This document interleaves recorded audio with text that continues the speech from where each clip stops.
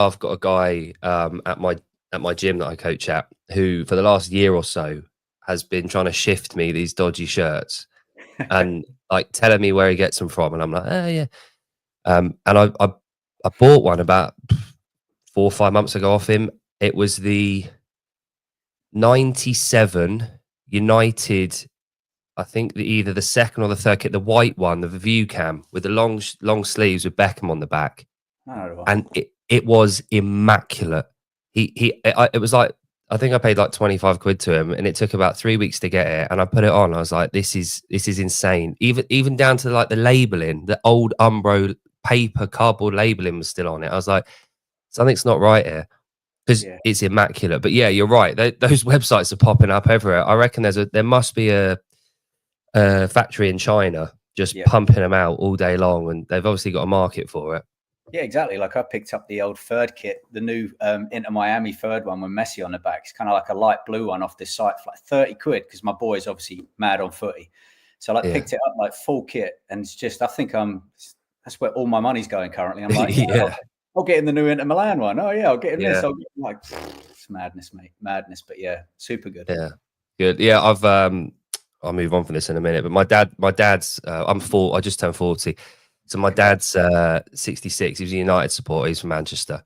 And he got this old box down from the loft when they moved over to where we are now. And it was full of United kit and just generic Umbro kit from the 90s. And it's my size now. So it's all XL. And it all fits me. It is like, it was a treasure trove. That's all I wear now. I wear the 90s Umbro kit all day. Well, that was before Man U went a bit off the rails, wasn't it? So, you can still kind of like be proud of that fact. That's awesome. Yeah, legacy. Yeah, but yeah, morning, Karl. Thanks for joining us. That's all right, mate. Thanks for having me. Oh no, my pleasure. My pleasure. So obviously it's 11 o'clock here. We've got a few Americans in the audience already, getting very up early. Ord's applying for the Air Forces at the moment, so it's probably why she's up. She's probably running. Now, did I just see you've done a 10K on a runner this morning? Yeah, on the arsehole runner. Yeah, I had to get it in, mate.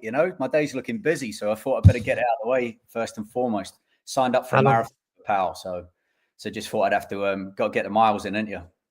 Yeah. How long does 10K take on the runner? Well, I mean, if you can trust these things, but because it's my console's bust on the actual thing, so I was just running until my watch buzzed at me. So that said 42 minutes. So I'm all right with that. It was okay. That's decent. Have you got a history of running then? Is it something you've been? Yeah, but not really. Sort of a bit of a natural aptitude for it, I guess. Never really had to work too much at it. Always been a lighter dude, I guess. So played footy, got into athletics when I was a kid, but I just enjoy it, and it's more of a challenge. It's nice, isn't it? If you're just doing training for training's sake and you're part of the process, sometimes it's nice to just have that kind of like focus towards something rather than just process. So yeah, signed up for one with a buddy. Well, he volunteered me for one, and then so it'll be fun down the banks of the Loch Ness. So it'll be scenic while I'm staring 1 meter in front of my face, but I'll try and look up occasionally. Yeah. I think we've got a mutual friend, John Clark. He's called Jon Clark in this world. He sort of pushed me into doing a High Rocks in October with him, and he's on about his 27th High Rocks this year. So yeah, have you done one? Yeah. I was just trying to find it on the patch board, but I think my youngest ripping them all off and throwing them everywhere. So yeah, I did the one in Glasgow. Yeah, it was right. It was all right. How did you find it? Do you know, hard. Only because I was being a bit of a stubborn idiot, and I was like, I'm not going to train for it. I'm going to do this as like proof of concept and just see if I can do it. And I mean, I got through it, but it was, I think there was a couple of bits took my soul. I wasn't really prepped for that. I think immediately the run, if you could call it that, after the sled push was pretty emotional for me, because, you see all the little tic tacs afterwards that people go, you should stop halfway. I'm like, why do you do that? Just graft all the way through it. So yeah, that took my soul, and my running was a bit after that. And then just time frame, innit? I mean, we rarely kind of go out to those sort of consistent efforts for that time frame in CrossFit or in that world. So yeah, it took my soul a little bit, but I enjoyed it. I enjoyed the challenge, really did. Yeah, good. Nowadays I peak at about 8 minutes. That's my like my time domain. We'll leave that alone. Yeah, I'll leave that. Yeah, that's way too long for that. True. No, 2K ski, 2K row. That's my like. I hate it, but that's what I'm fairly good at. Nice. Anything longer than that, I played centre mid for the best part of 20 years, so I've got a good, decent engine for 45. But I just never use it anymore. I just got out of the habit. So John sort of kicked my ass a little bit and said, "Well, you can't just do bench press and skiing intervals every day." So you know, it brings you joy, mate. You do you. Do you know what I mean? yeah, yeah, exactly. Constantly varied and all that. But no, I'm looking forward to it. But I've also got a full power powerlifting meet in Manchester 2 weeks before the High Rocks. So Does that make you a hybrid athlete? I'm not too sure. Yeah, let's go with that. Yeah. Now I turned 40 in March, and all of a sudden I've rediscovered setting goals, which is what I tell everyone, like you said a minute ago. But yeah, all good, all good. So Karl, early life, obviously from your accent, I know, and from your t-shirt, I'm assuming you grew up in the southeast for at least a short time. Can you just sort of elaborate on that a little bit? Sure, mate. Yeah. So, well, I was born in Sweden actually, but Oh wow. yeah, mad, eh? So born in Stockholm, but to British parents, they were over there working when they left uni. So never actually held a Swedish passport or anything, but came back when we were 2, and that was southeast London. So that was kind of like a Woolwich, Bermondsey down into sort of Sidcup, North Kent. And it was Sidcup where I spent probably 25 odd years, I reckon, of my life, you know, all the formative years. So Sidcup massive, big up that crew. So yeah, was there for a while. And then it was life took me out of there really. Got married to a northerner, so she dragged me kicking and screaming out. Well, northerner, so yeah. She says Staffordshire Moorlands, but we know it as Stoke. So, you know, just Stoke. Yeah, exactly. Not too far from Manchester, to be fair, which is where we ended up. Dragged ourselves out of London up to Manchester, ironically, to set up a CrossFit gym on a whim. Yeah, yeah. Just showing the Americans. Oh yeah. So London, Sidcup's in here. London's there. Zoom out a little bit. So Sidcup's there. We've moved. Exactly. We're at Manchester. There we go. Yeah, look at that. There you go. Lovely. We spent 11 years there. Amazing. And then after 11 years there, we moved out of there and headed up north to where we live now. We live in sort of the Scottish Highlands. Been here for 8 years. Lovely. So that's very brief. Yeah. How did you find that move? Going obviously Sidcup to Manchester is one thing, and then going north of the border. How have you found that? North of the wall into enemy territory. Yeah, great, because my mum is, you know, Scottish, and all that side of her family's from Glasgow way as well. So there was always a bit of an affinity up here. And to be fair, always got up here when we could as well. Like anytime it was the school holidays when I was a kid, we'd come up to like Sheffield, which was where like her parents had moved to. So we'd always find our way either going to Birmingham, where my old man was from, or Sheffield, where she was from. And then up into the Highlands as well. Like my old man would drag me up to Glencoe and stuff and march me up mountains and stuff.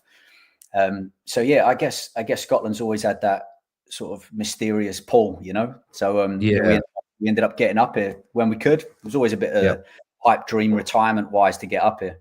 So good life lesson for us. We looked at it a little sooner when life gave us the opportunity to do so, you know? Yeah. I've gone through a little bit of a similar thing to yourself, actually. My mum's from the Isle of Man, so she's Manx. And I was born and christened here. Nice. I moved down to the southeast near Windsor. And lived there till I was 37, and then moved over here 3 years ago back to the Isle of Man with my family. Nice. But it was always it was the holiday place. It was where I come to stay with my grandma for the summer, or it was somewhere, it was holiday, you know, home away from home, but a holiday destination. How you've obviously been there long enough now that it feels like home, I'd assume, but does it still feel special to be there? Does it feel like it's still that holiday place? Mate, every day it's a sanctuary, bud. Like, I don't know, here we go, I'll spin it, and so you can see what the view's like out the front window. Do you know what I mean? Wait for it to kind of sort itself out. It's just, it's peaceful, mate. Our nearest neighbours, half a mile away. We got nothing going the other way till you're out into the mountains. Well, up into the Cairngorms itself proper. yeah, it's just a different life you have to get ready for, you know. Learning curve was super steep, you know, obviously a city boy. So moving up here and being like, what do you mean? Like you have to go and get gas bottles for your house? And what do you mean you have to get like kerosene into a big tank out the back? Otherwise you don't get like central heating. Like what the hell's going on here? So Yeah. there was a few learning curves and a few bumps in the road as we went along. I think when we moved up, I went like literally had to leave straight away for old work and had to go to China for, I don't know, the best part of 2 weeks and just leave the missus with like 2 kids and trying to figure everything out. So I don't think that got me too many brownie points, but No. it was tough, you know? So yeah, we love it up here, mate. Little slice of paradise, 100%. Yeah.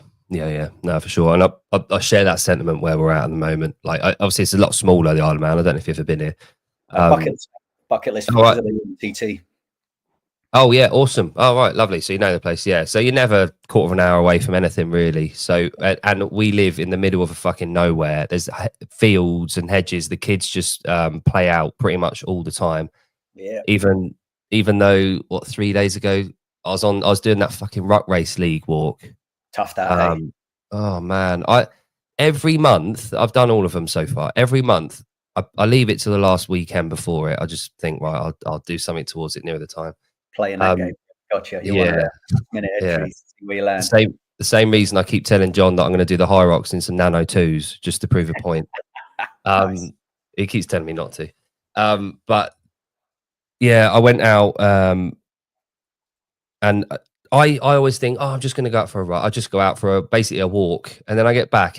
I went up some steep hills through cattle grids, and I fucking absolutely loved it. Got home, sat down, looked at the leaderboard, and it took me like 2 hours 40 because I just went on a walk. Like I just literally walked it as an enjoyment thing. I looked down, there's people doing it in like an hour and 20 minutes and shit. It's like, yeah, that was me.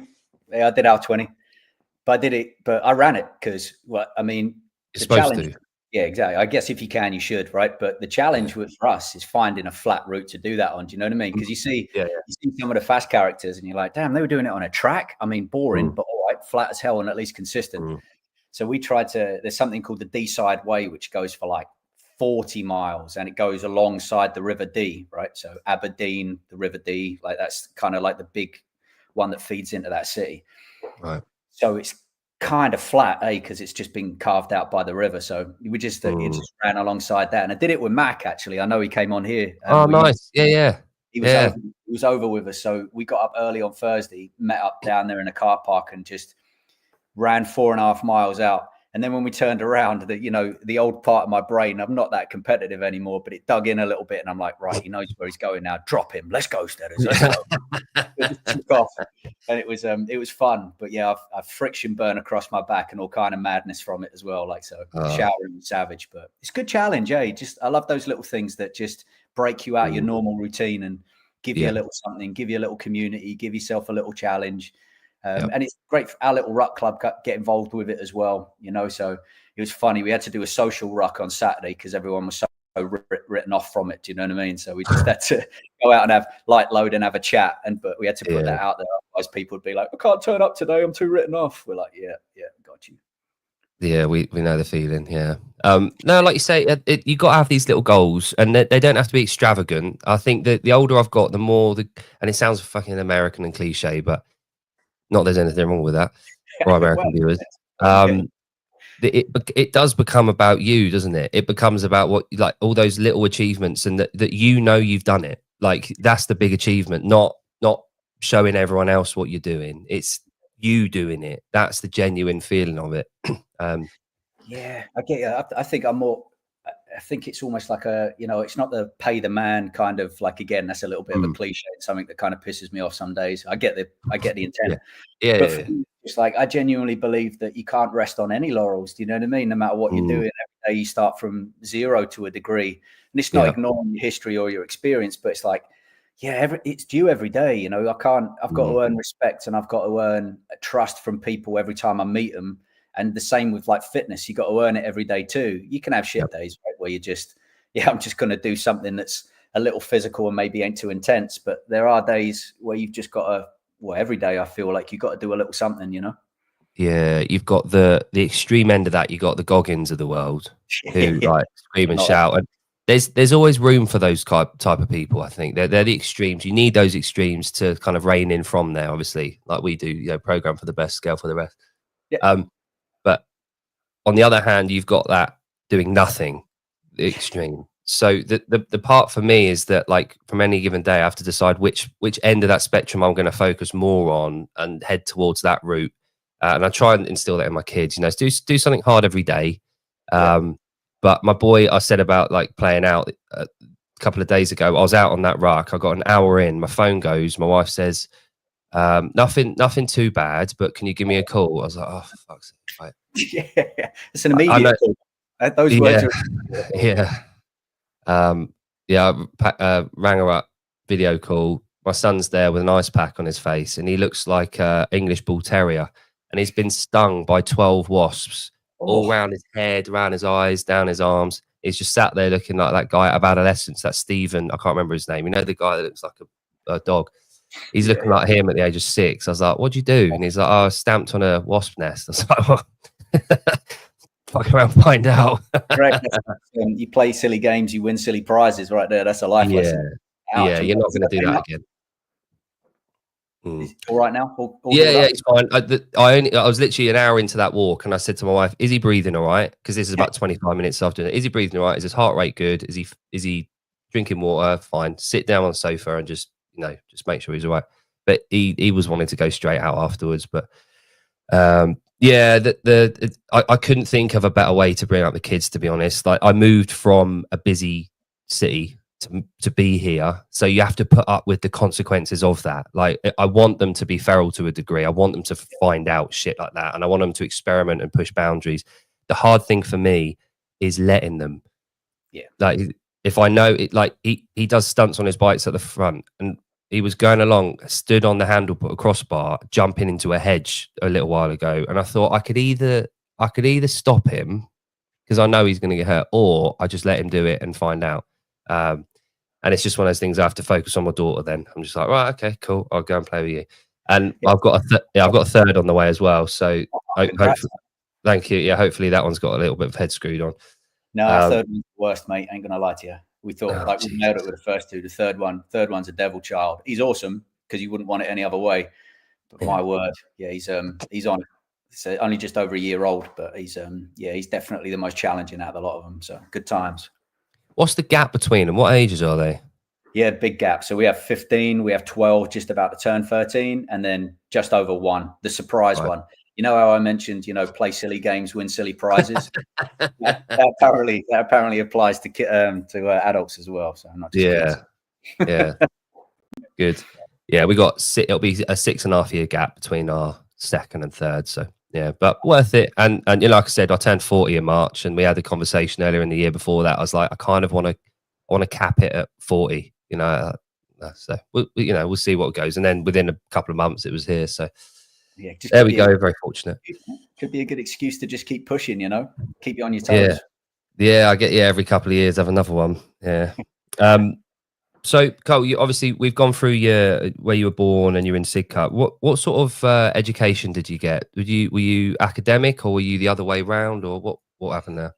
I think, to be fair, my schooling days, if I'm honest, I was okay at it, but just by more chance than application. I'd wing a lot of it. I wasn't exactly the most diligent when it comes to schoolwork and stuff, and there wasn't many subjects lit me up. Really enjoyed history, actually. Seemed to be pretty good at English. Was okay at sport as well, which then meant, because I went to a boys' school, that you were in with the in crowd then if you were okay at sport. Do you know what I mean? Because there weren't any lasses to impress, so it was either get good at fighting, or get good at sport. I was like, yeah, all right. So I was okay there. Never stand out on that side. Always kind of just sort of squad player, Johnny Average, really on a lot of stuff. But yeah, just kind of winged it through school. Didn't really sort of like find much like passion wise there. And then sort of when I did A levels, all that kind of stuff, did well. Got a little fair bit of pressure from parents to kind of go to uni and do all of that, but I really didn't want to, just because, I mean, they came from both working class families, and theirs was the first generation that actually made it out of those areas to get to go to uni. So I think there's definitely a feeling of, we want you to continue and go down that route as well. But I really didn't want to. I was really vibing off of being out and working. So I got involved, sort of started off in leisure and stuff like that. It's all I've really ever worked in, to be fair. Did that side, started off as old school recreation assistant, if you remember those things, which was kind of you're lifeguard trained and you do work the poolside in leisure centres. You are basically general dog's body. Do you know what I mean? You do absolutely everything, setting up and down of the gear, like in and out of here, washing out the change rooms of an evening, working shifts, all that kind of malarkey. So that was me all through those years, and getting then basically on a whim, they were like, there's a space on like a fitness training course. Are you interested in doing it? I'm like, hell yeah, I went and did that. And that was for DC Leisure way back in the day. I don't know if you remember that. Don't know if it was local or international, but local authority provider anyway. There was Serco before that. Then it was DC. No, Serco, right. Yeah, exactly. So that kind of world for a while. Then realized I really enjoyed training people and all of that kind of stuff, fully immersed in the regular fitness world. And that took me to David Lloyd, worked there as a trainer for a good few years, kind of like ticking the boxes of all the commercial gym world, really, just kind of trying to find my place and find my people, and struggling to. But teaching all the regular stuff, you know, like taking inductions, PTs, you know, like group classes, all that stuff, just figuring it all out. You can imagine me teaching spinning. That was a trip. But yeah, I was up there doing that for a bit. And then I think towards the end of it, I was really trying to figure out where I sat. So I ended up in the corporate world, which was a weird one, because so imagine you've got like all the blue chip companies in London as an example, right? They normally have a wellness suite or a health or a gym provision as part of like their HQ or their offices for the people that work there. But the company that I worked for then tended to actually run it operationally. So they would then put the staff in, put the processes in, all that kind of stuff to run it for whoever. So I ended up working for that company. What were they called? Sona Positive Health. And then they ended up getting took over by Nuffield. Nuffield. Yeah. Nuffield, and they got taken over by them. So for the last sort of 2-3 years of my regular gym world, I spent on the 5th floor of the HSBC Tower in London, because that whole 5th floor in that tower was a gym dedicated to everybody that worked for HSBC. So I spent sort of my last sort of 2-3 years there before I realized that I guess the fitness world weren't for me. I'd given it a good innings. I'd probably been at that stage 5 years in trade, you know, and I'd ticked a lot of the boxes: local authority, private health, and then, you know, over to corporate side as well. And I was like, man, I haven't sort of found my people yet. And it was around about that time, kind of hit a crossroads of where to go in my life. And that's when sort of CrossFit popped up and into my life. So that was around tail end of 2004, just at the start of 2005. So where did you come across CrossFit in 2004? Well, it's a buddy of mine put me to it. So a guy called Tony Barlow, shout out Tony. I haven't been in touch with him for years, actually, which is a shame doing that.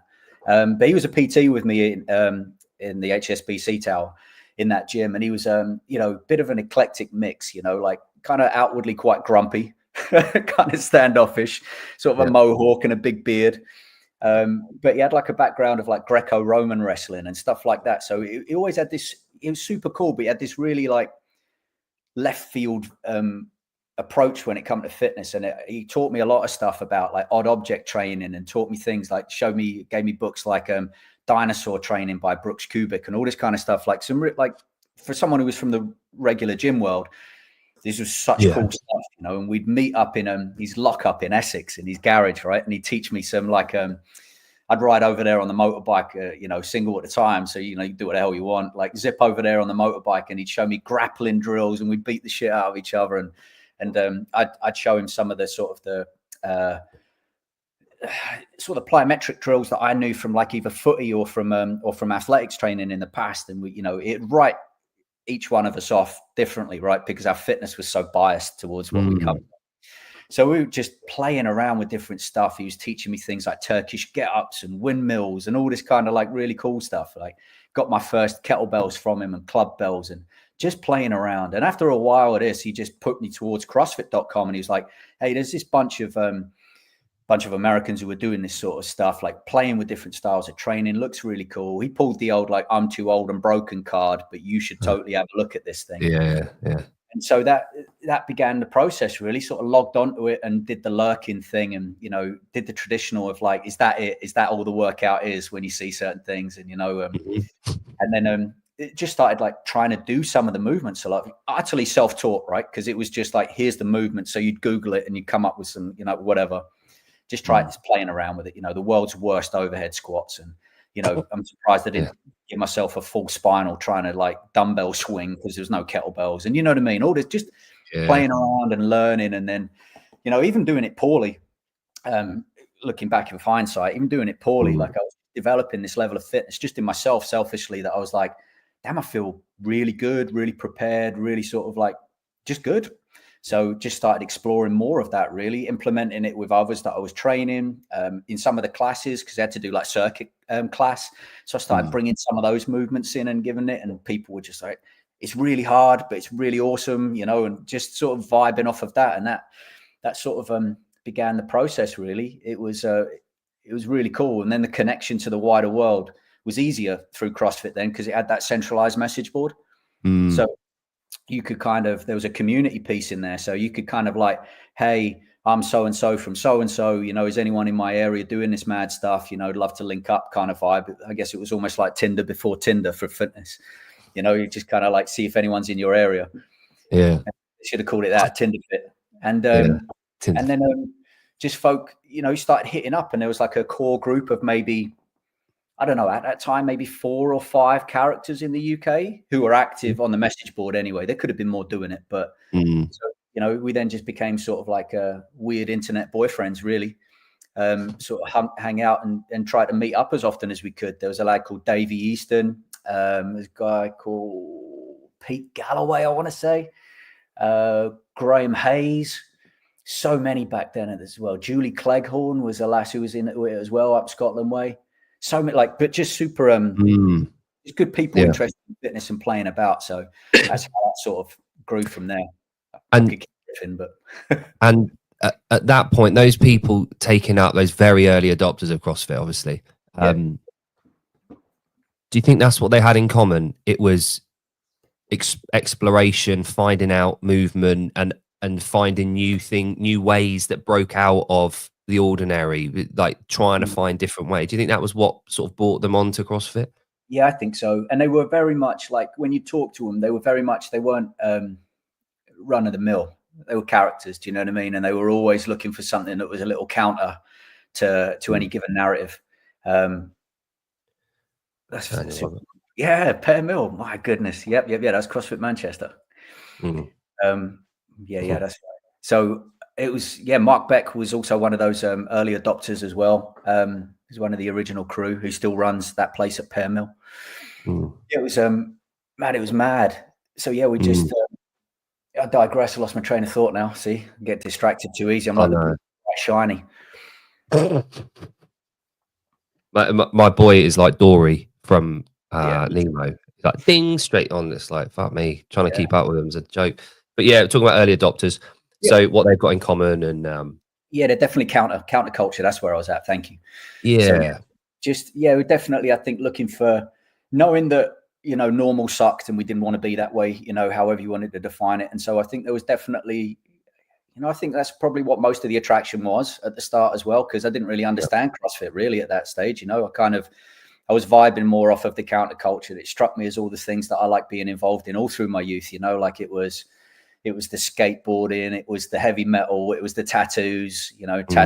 Tattoos are horrible, kids. Don't get any. When did you get your last one? Your most recent one? Oh, that's probably the one that was on my calf. And that's a bit of a clown, bit of a riff on Pukey. There's a kind of a mix match. Right. But that was gnarly. I didn't realize how sore that was back there. That's a lesson learned. But that was it. Just I identified with that crew, and so the fitness actually came alongside the people that I kind of like the vibe of. I think there's definitely that piece with the early adopters. Definitely getting it. It was attractive. They were stood in a corner giving the 2 fingers up to the rest of the fitness world, and that was like, I don't know why, but I want to listen to these characters just because with that confidence that sat behind it, I was like, they got something to say here. Like, I want to go and listen to what they've got to say and what's going on here. So, it was certainly part of the attraction. Yeah, I've spoken to a lot of people about this, especially John. We've talked about this a lot because he's, well, you know him, but he's very counterculture, and a lot of things that he's done. He's sung in fucking screaming, yelling bands that I can't understand a word they're saying. My guy. Yeah, done all sorts of stuff, but very strong family man that's dedicated and one of the nicest, sweetest guys you'll ever meet. There's a parallel there. But we we've tried figuring out recently about what it is about the type of early adopters, the people that got into CrossFit early years. There's something about them that's different to the guys that are sort of adopting it now. There's been a shift in that. It's just, I think it's just a numbers game. I think it's the early groundwork that was done to establish this thing and this methodology and this cool thing in the corner, like you said. Yeah. And like anything, the magpie effect, something shiny and new in the corner. People want to fly over and see what it's all about and find out and do that. And I think the market has sort of shifted a little bit in that corner. But I digress a bit. Not at all. I think you're spot on there, buddy. I mean, I've always thought that, you know, I agreed with Greg right at the start when he said like CrossFit is a full frontal assault on the fitness industry, and we're not going to stop until there's nothing left but CrossFit and things that look like CrossFit. I'd argue that's where we're at now. You know, Yes, I still remember that chat, and I'm like, hell yeah, you know, I'm in for that fight because I've spent so far up to that stage. I mean, admittedly, I was still young and I was, you know, I'd only just really getting into my career, but you're still like, yeah, I don't like the regular fitness world. It doesn't speak to me and it doesn't really seem to work. And so CrossFit spoke to me and it worked, you know, so no one was having to convince me as to the merits of it. I was seeing it, you know, so it was in evidence all the time. So there was never a point where I'm like, well, you know, somebody needs to keep convincing me as to why this works. I'm like, I know it is, like, I can see it every damn day. Yeah. So I think that was the core reason why you saw that paradigm shift in the fitness world. You know, I've loved seeing it. You know, there wasn't. I've just seeing that in real time has been epic. Well, if you were, how old were you when you started at David Lloyd? Remember? Like 21, 20. Right. If I'm if you're a 21-year-old starting at David Lloyd now as a level 2 gym instructor or whatever, you're going out onto the shop floor. There's a functional fitness area. There's bumper plates. There's a whiteboard with AMRAP written on it. There's all this stuff that we know where that's come from. We know where it's come from. A lot of people, those at those gyms, don't understand the route and the path that's taken. And like you said, it's awesome that it's there. It's great that it's there. But part of me, a bit later than you, I actually started CrossFit in end of 2011. Took my L1 in 2012 in Stockholm. Actually, Boz took it. But a few years before that, my mate had tried getting me. We were in a flat, and this fucking five of us lads lived in a flat, and he went to a CrossFit gym down the road and tried getting me to sort of go along. I was like, I'll just do my squats and bench down at David Lloyd. But forgot where I was going now with this. But no, that entry into CrossFit, I kind of feel like it's owed some respect from the industry. I feel like people should talk about it more because of what it's done. But at the same time, that's not the purpose of the brand. The purpose of the brand is that health and fitness piece. So the more people that it's exposed to, and you know, I'm not an affiliate owner anymore, so I don't have any skin in the game in that sense. However, like I've got a poster of CrossFit on my wall. I'm you know, I'm CrossFit. That's what I am. My kids do it most days. You know, I go to a gym that does it. So it's one of those where I feel like it's owed respect behind the name. And I think it's lost that. But for a multitude of reasons over the last 5-6 years, it's lost that respect that should go to its name. And there's so many reasons behind that. And I've tried to articulate it a little bit recently. And I know I've gone here, but I want to get your opinion on it because you know, there's in my mind you are CrossFit UK in terms of, you know, there's no one in our space, I would argue probably in Europe, with better knowledge and understanding of what we do and history and you know, with it.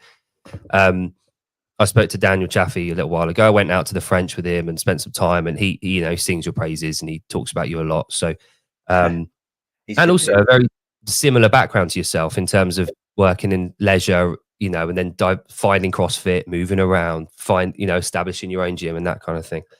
I think from a personal perspective, as I've got older, through injuries, I had a disc replacement in my neck in 2020, just before the pandemic. As I've found myself moving away from the sport, the racing side of CrossFit and what we do. Yep, got you. I found my bias moving away from it because I couldn't do it, because I didn't want to do it, because I was 35 at the point. I was getting a bit older. I couldn't do handstand push-ups anymore. I couldn't do pistols because my knees are fucked. Like I'm starting to get into the realm of like your Kalipas, your Bridges, your people like that are having these surgeries and moving away from the racing side of it. Because I'm feeling that way, I feel like the pub owner that only sells the drinks that he wants to drink. Yeah. You know what I mean? I'm selling Malibu and Coke because that's all I want to eat. I hate beer.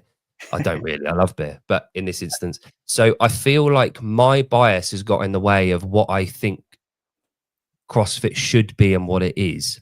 Gotcha. And that counterculture thing was the massive appeal to me when I first started. I saw it. I missed a clean cut. Like growing up, I was always fucking boring. I, you know, no special shit going on in my life. I wasn't very good at sport.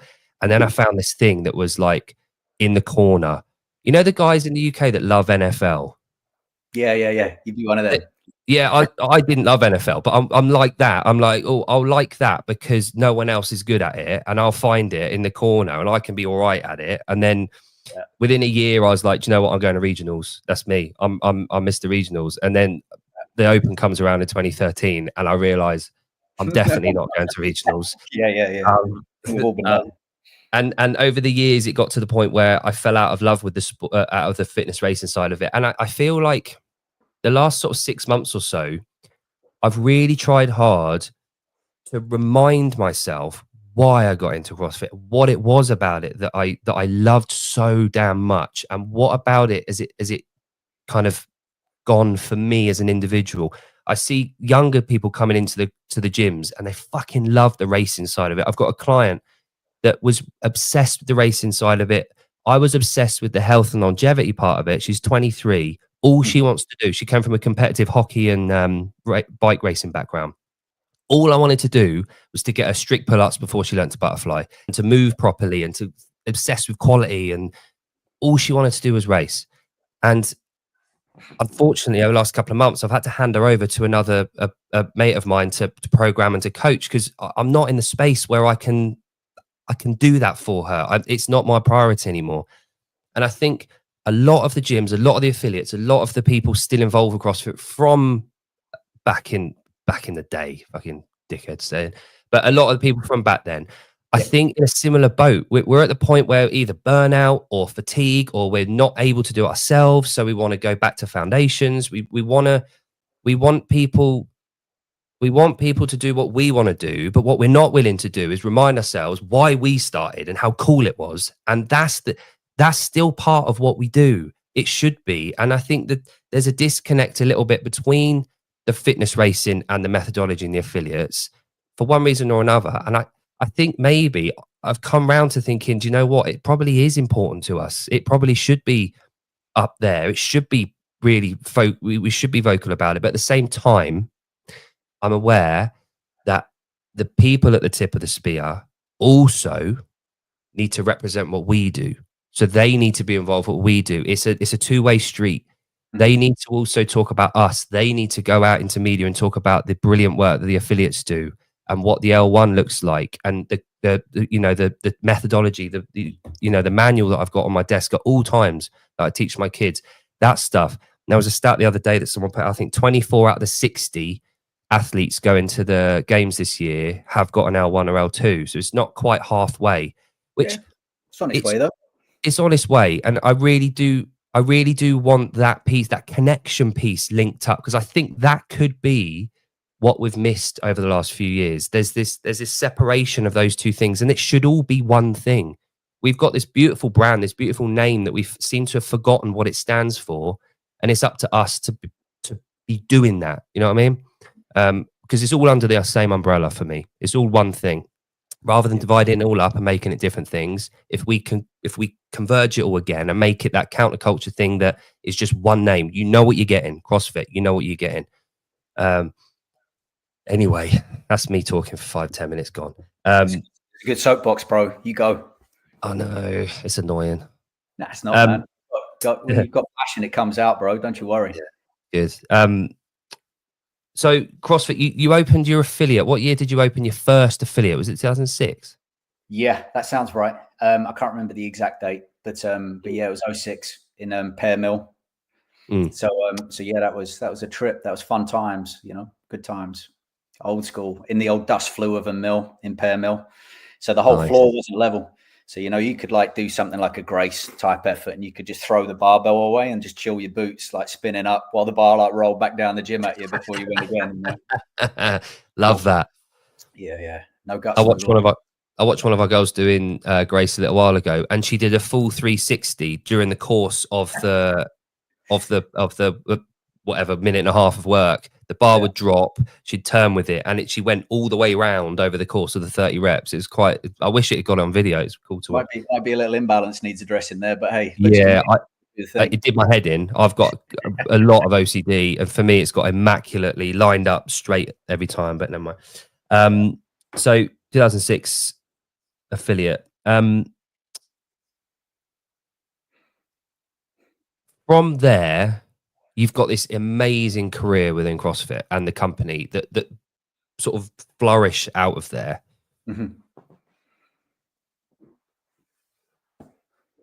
Coaching for you, coaching CrossFit. Yep.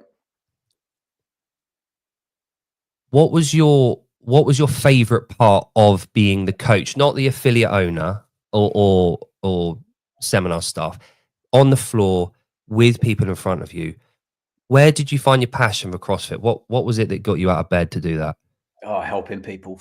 I think at the start it was helping people no matter what. And there's so many things I could riff off of kind of the chat that you did a minute ago where, you know, at the time I would help whoever was in front of me, whatever their goals were, wherever they wanted to take CrossFit, right? So whether that was going down the competing side, whether that was lifestyle, you know, that's kinds to be the buckets that people sort of stick it into, right? As being sometimes opposing, but they both existed. And so I'd just do my damnedest to help people, you know, whether it was the sport side, then I'd be like, you know, skill accomplishment, refining movements down to make them more efficient so as they could get through workouts faster and win the event, whatever it needed to be, strategies that sat behind that.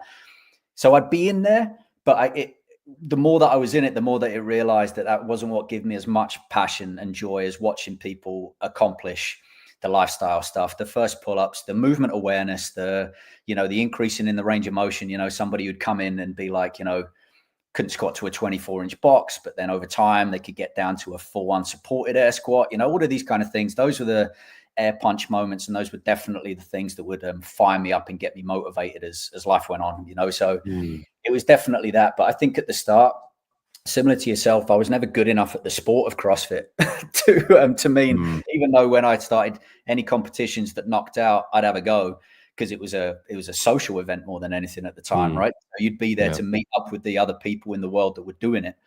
So, you know, out of I don't know, let's say a heat of 5 people, I'd be finishing 5th, like comfortably. So it was nothing.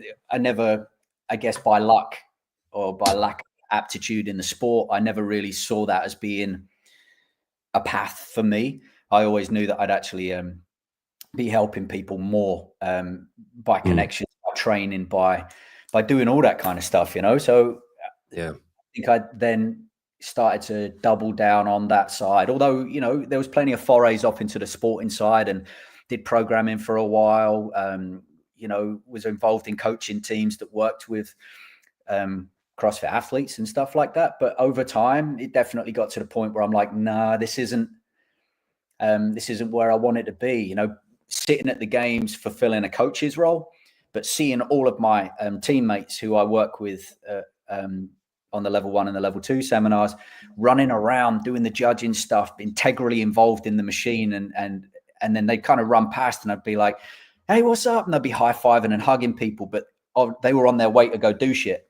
And I was just kind of guarding bags, you know? I don't know. It just felt a little wrong for me. And that's not to belittle anybody else. That's what I felt like my involvement was at that stage. I was like, I want to be with that crew.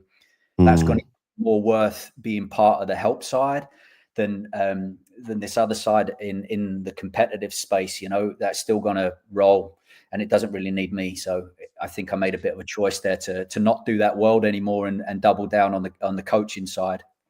Right.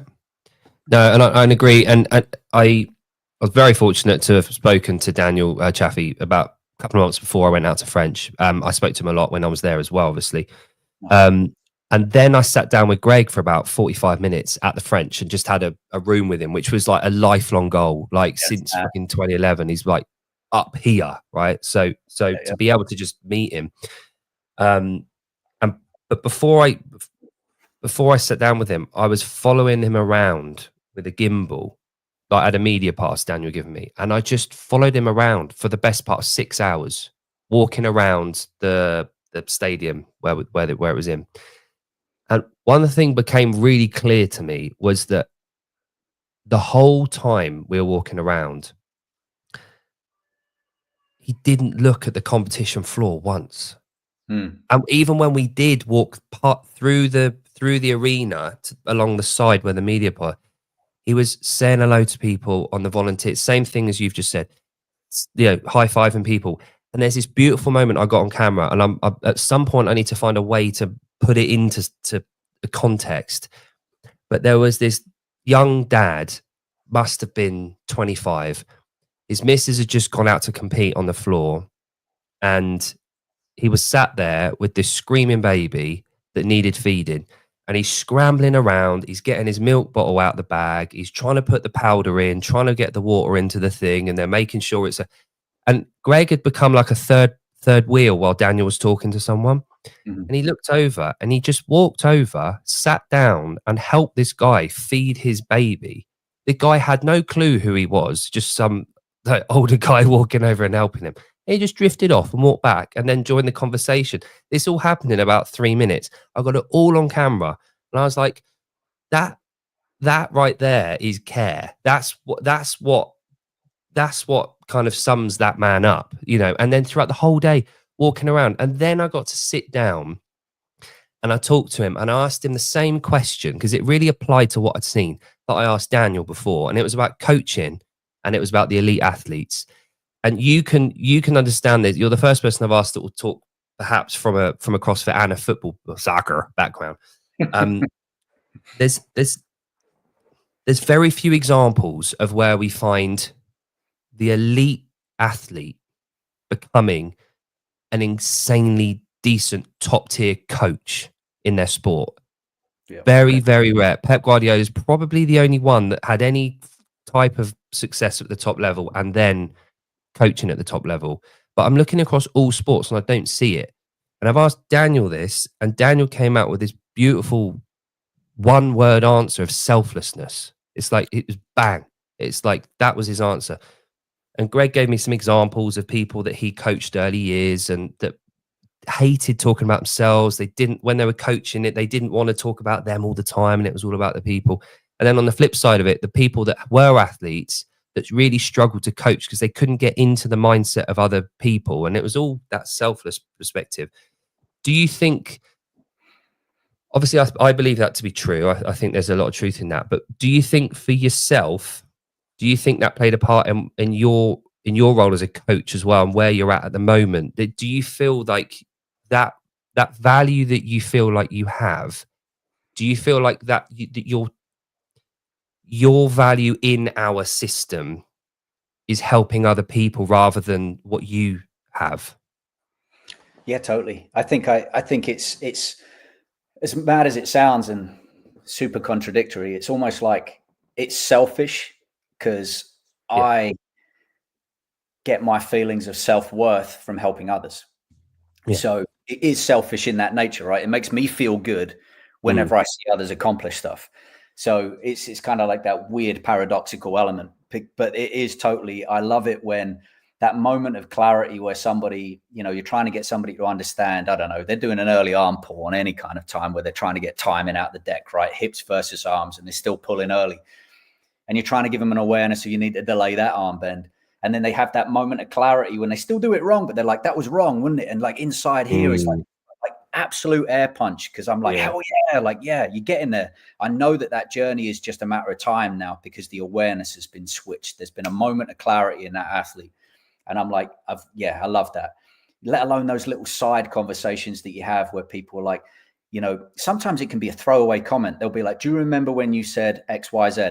And I'll be like, no, I don't remember saying that whatsoever. And they're like, that changed my life. And you're like, fucking hell, now I feel like a right arsehole because I don't remember even saying that. In fact, Dan Chaffee, he often says, you know, he gives me credit for throwaway comment given in a beer social where he said, like, you know, I asked him where he trained, and he said, oh, I don't. And I'm like, well, sounds like you need to open an affiliate then. And I kind of like a parrot cheers the bottle, and away I walk. And I've heard him say this conversation and this thing multiple times. I don't remember that conversation, mate. Not even.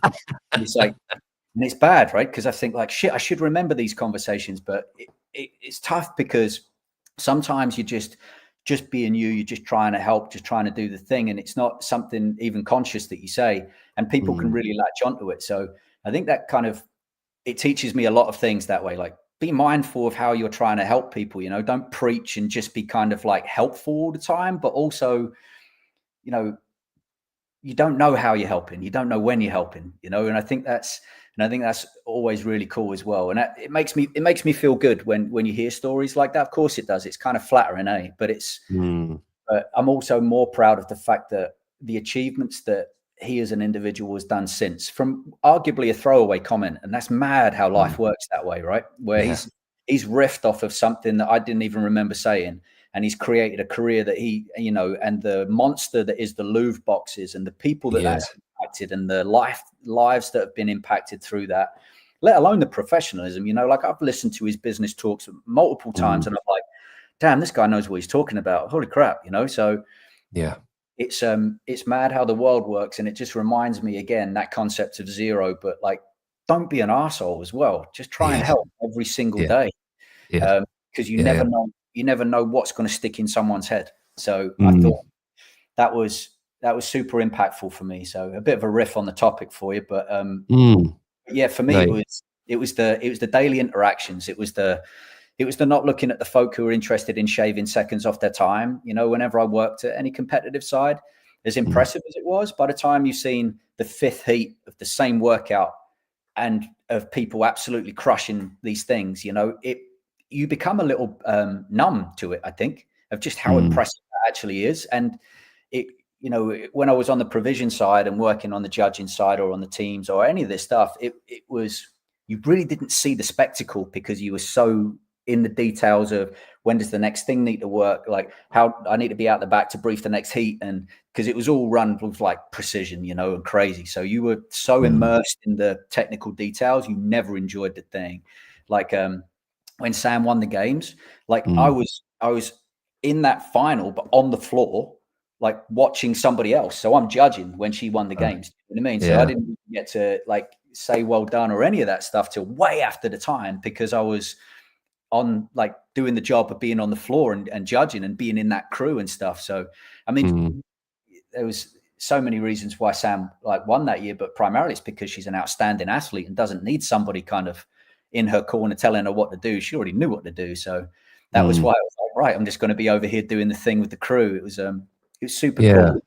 Yeah, those interactions are definitely what make the world go around. So I'd rather be there. I think there's space for everyone, you know, and that's the beauty of the ecosystem that Greg created with CrossFit. Is like the Dan, the guy that owns the gym, Dan and Erin, that I am at,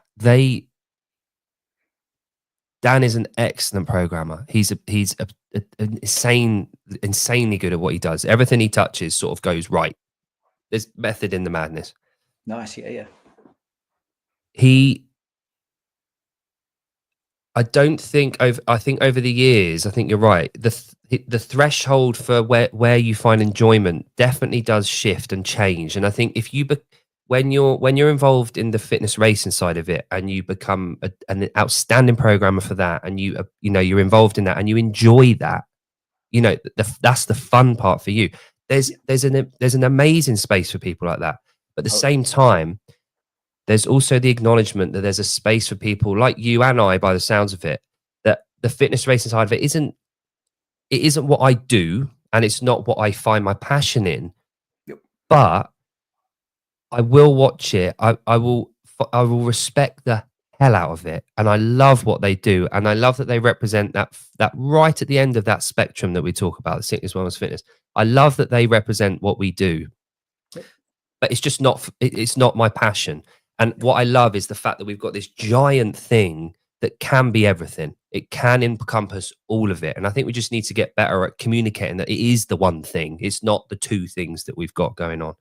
I think we just need to do what we do and gives you joy, mate. You know, like it's I've never been like, if that makes you happy, crack on, you know, like CrossFit was always great in that it grew where the community wanted it to grow, for good and for bad, I guess. Right. And so I think it's just like you put your passion, you put your direction where it needs to be, you know, like I can program, but I'd rather not, you know, I outsource that shit because now I have the opportunity to do that because there's so many people who've grown into those roles through the ecosystem. And it's the same with like elite level of anything is super impressive. It's the same reason why I watch the Premier League. It's the same reason why I watch like the Olympics. It's the same reason why I look at the CrossFit Games. It's impressive to see what humans can do with application and drive at the elite level. I guess the conversation then sort of morphs towards like, well, at the affiliate level is like, how do you manage the balance that is the both where you've got people that want to push for, you know, local comps to the racing side, as you've coined it, or you've got folk who couldn't really give two shits and they're like, well, you know, I'm just interested in life. You know, I want to be better so as I can still keep up with the kids. And I think they exist in every affiliate, like everyone I've ever been to, you know, both those worlds. And they exist well. It doesn't mean that occasionally there's not a little rub if you're like the owner or something, or you're a trainer and you're trying to figure it out. But I think a lot of the time is you don't actually have a conversation with a person in front of you as to like, well, what do you want from this program?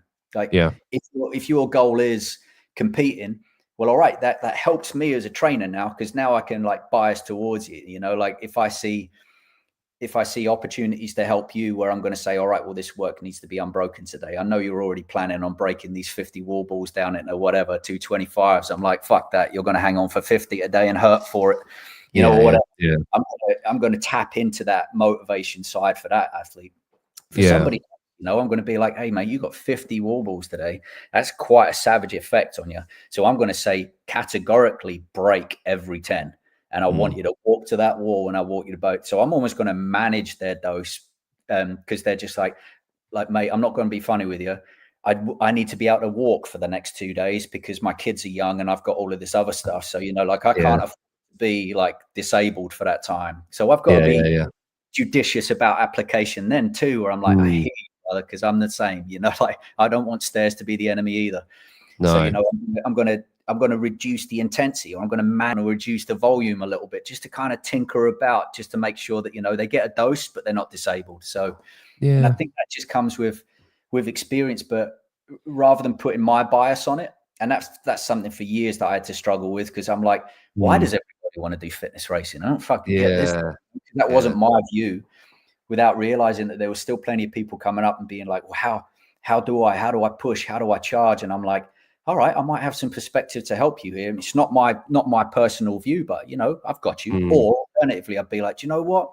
This character over here, or this coach, or this individual has got a stable of people who are all driven that way. Iron sharpens iron, and they're just as good at being able to see the technical details to iron out your movement efficiencies. This is where you need to be. We're more interested in just like, you know, half-assed intensity and maybe a coffee afterwards. Do you know what I mean? And sometimes you just got to figure out that vibe isn't right for everybody, you know? So I think there's some honesty there. Thing is, I don't remember us having a problem with that. No. Like, I don't remember that being an issue. And then all of a sudden it was. And I don't know. I don't know at what point that happened. Like in my head, currently, I think of life up to 2020. And that's like, I know that will shift eventually, but that's where my like before and after comes in. Yeah. And it was probably earlier than that, but like I don't remember it before the pandemic ever being even a problem about me having to decide about whether to cater for fitness racing or the methodology, or if people know what the L1 is, or if my coaches want to go off and do this, that, and the other. I never remember that being a problem. But then the last few years, it seems to have become something. And I don't know where it went, how that came about. And I don't know if that was marketing team, whether it was messaging, whether it was ownership changing, whether it was. But one thing that I keep coming back to, and I know I talked about this earlier, was the feeling of burnout by the affiliate owners. Like that point they get to, and they're like, "Oh, like what now? I've been doing this for a decade. What have I got out of it? What can I get out of it? What do I enjoy doing? I know I like bobsleighing. Right, we're now gonna be we're doing bobsleighing at this gym. Like that's what we're doing. We're not doing CrossFit anymore. Yeah. I don't know. I don't know if there needs to almost be like a changing of the guard a little bit with all the old school, like Ben Bergeron's of the crew, like saying we're done. Like for the best part of 5-10 years, it was like he was like comp trained, like, you know, they were a big deal and now gone. I don't know. I don't know if at like the regional level as well. I like a lot of the UK big players, let's call them, like some of the bigger affiliates. They're all run and owned and operated by the older guard that I can't quite articulate where my mind's going with it at the moment, because I keep umming and ahhing about it. But I feel like there needs to almost be an injection of enthusiasm again at the affiliate level.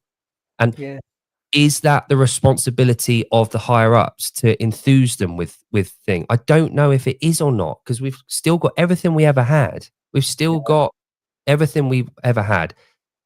What is it that's lacking at that level? Not the members. The members will do what we ask them to and what we put in front of them. That HQ will always promote and do the same thing. They need to do a better job, I think. But I think at that band of the affiliate owners and the gym managers, I think potentially we need to address that tier and think, what can we do better? So don't get me wrong, there's a hell of a lot of good people out there. Yep. And doing a remarkable job in the shadows, as the people call it on Instagram. Shadows. I train in the shadows. Fuck off. Yeah. So I'm appreciative. I've taken up a lot of your time. I've got quite a lot that I carry on want to ask, if you don't mind. Man. Yeah, let's go. So your seminar staff, you got up to an L4 standard. How did that work for you? Was it something that you some people see getting their accreditations, their qualifications as stepping stones towards other things? Other people see it as an education piece that they want and they desire. Was it a bit both, or was it like a standard that you wanted to set yourself, or was it something that you were asked to do, or how did that go about? Yeah, so that was an interesting one, because mine was a grandfathered level 4, right? So it was bought off of the fact that I passed the old level 2 assessment. So, and the reason why I'd gone for that was because why wouldn't I? I was just at that time, anything that CrossFit released, I'm like, yeah, I want it for knowledge, and I want it to, so as I can bring it back and directly apply and make people better in my gym. So, you know, I remember coming back from that L2 and just being like, right, team, you know how we've been coaching the push press, you know, for the last sort of 3-4 years? Well, that was totally fucked. I'm going to show you a whole new way. Like, watch this. And like, you know, just, I love the fact that you could be given a more efficient way of teaching, so as I could help people better, you know, like not just over delivering, probably a big issue with lots of coaches. Hey, you know, just like over delivery of information. So that was great. So I wanted to go and do it. I didn't actually realize at the time there was like an assessment part of it, because when I'd gone for my level 1, there wasn't an assessment as part of that either. It was also a 3-day course. So it was basically like trial by fire. You know, you survived the 3 days, good job, you're a level 1 trainer, and off you go do the thing. And it was survival too. You're like 3 workouts a day and bottom to bottom Tabata squats and all kinds of heinous malarkey, but you loved it, right? Because, you know, I'm like, it was just mad, because, you know, getting thrashed to death by a PVC pipe by Coach Bergner in the school playing fields and stuff, you know, it's like, this is crazy, but awesome too. Yeah. you know, I didn't realize, but it was like day one was all drills, similar to like the level 2 is now, you know, like drills. But I also now recognized that what they were doing was looking, what's the aptitude of this trainer in front of me, ready for this assessment tomorrow, where I'm going to throw them under the bus and give them a bit of a challenge of coaching this group. So yeah, we went for that level 2. That was at CrossFit Coronado, which was actually Andy Stumpf was still running that gym at that time. He's big in the podcast world now, but he used to work for CrossFit, and he was one of the assessors there, as was Bosman, as was Nicole Carroll. So they were like the 3 primary assessors there. So that's where I got to meet them for the first time. Me and Mark went out there, Mark Beck, who we mentioned previously. We both happened to pass that. There was not many passed it. And it was the old school kind of like, he had a mezzanine with an office up on the top at Coronado. And it was, you know, you do all your assessments in the morning or you coach him. And then they go, all right, fuck off for the rest of the day, but come back in the afternoon and we'll do like a little weird interview thing, which I now know in hindsight. But so you'd see people walk up these stairs, everyone's hanging out, catching up, getting to know each other kind of vibe. And then you'd see people walk back down, tripping over their bottom lip or maybe even crying. And then the next one would go up, rinse and repeat. And you're like, oh, what is this? This is mad. And, you know, so it'd be like people come down crying, people come down sad, people come down, and then you're like, Karl, up you go. You're like, oh my God, what is this? So we walk up and it was old school. Like there's a chair on its own. Then there's a table. And then there's the 3 of them sat behind the table.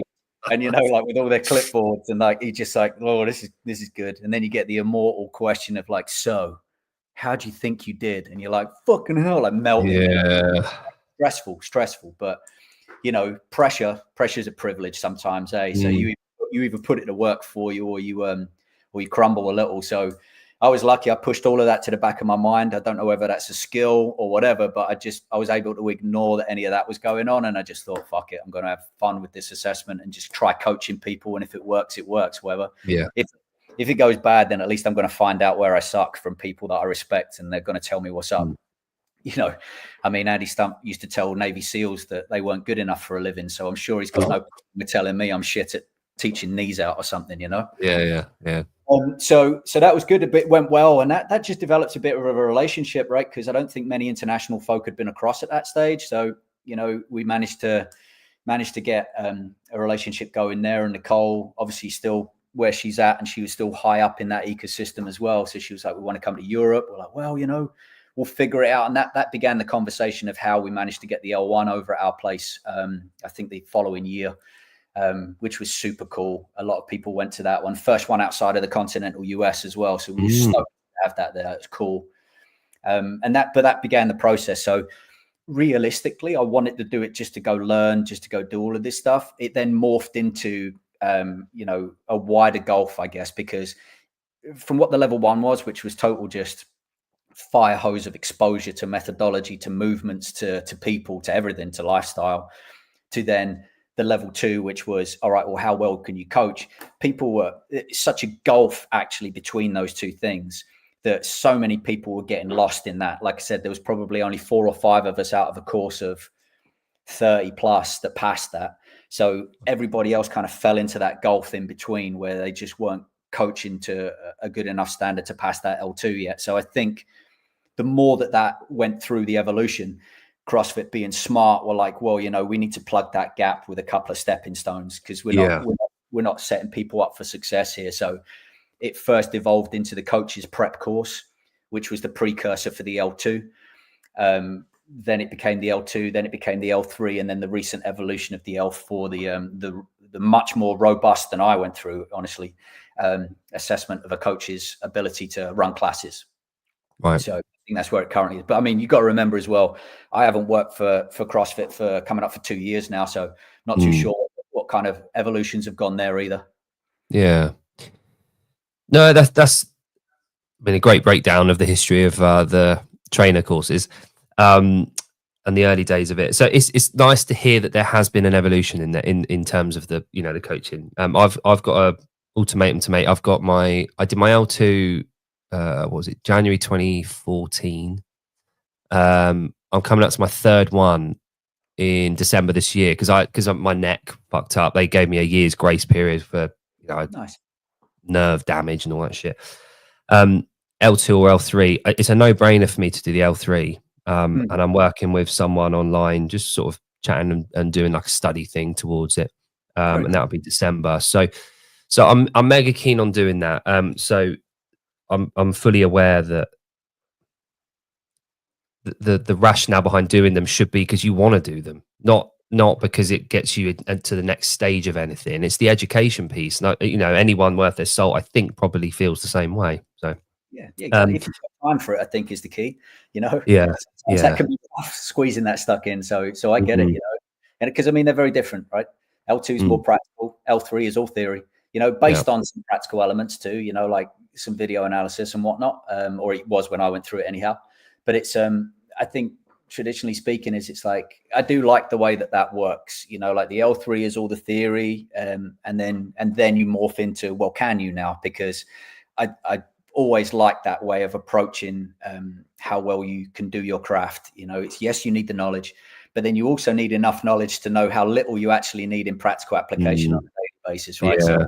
So then it's like, all right, now you've got that wealth of knowledge. Can you break that down into what does the person need in front of you right now? And that's always been the challenge of coaches. The more that you amass knowledge, the more that you amass skills, the more that you amass experience, it's actually recognizing, well, does that need to come out, or does that just stay up there for helpful reference? And what does the person in front of me need? They don't need a lot of the time, a lot of the details, but I'm very grateful that I have them, you know, to fall back on.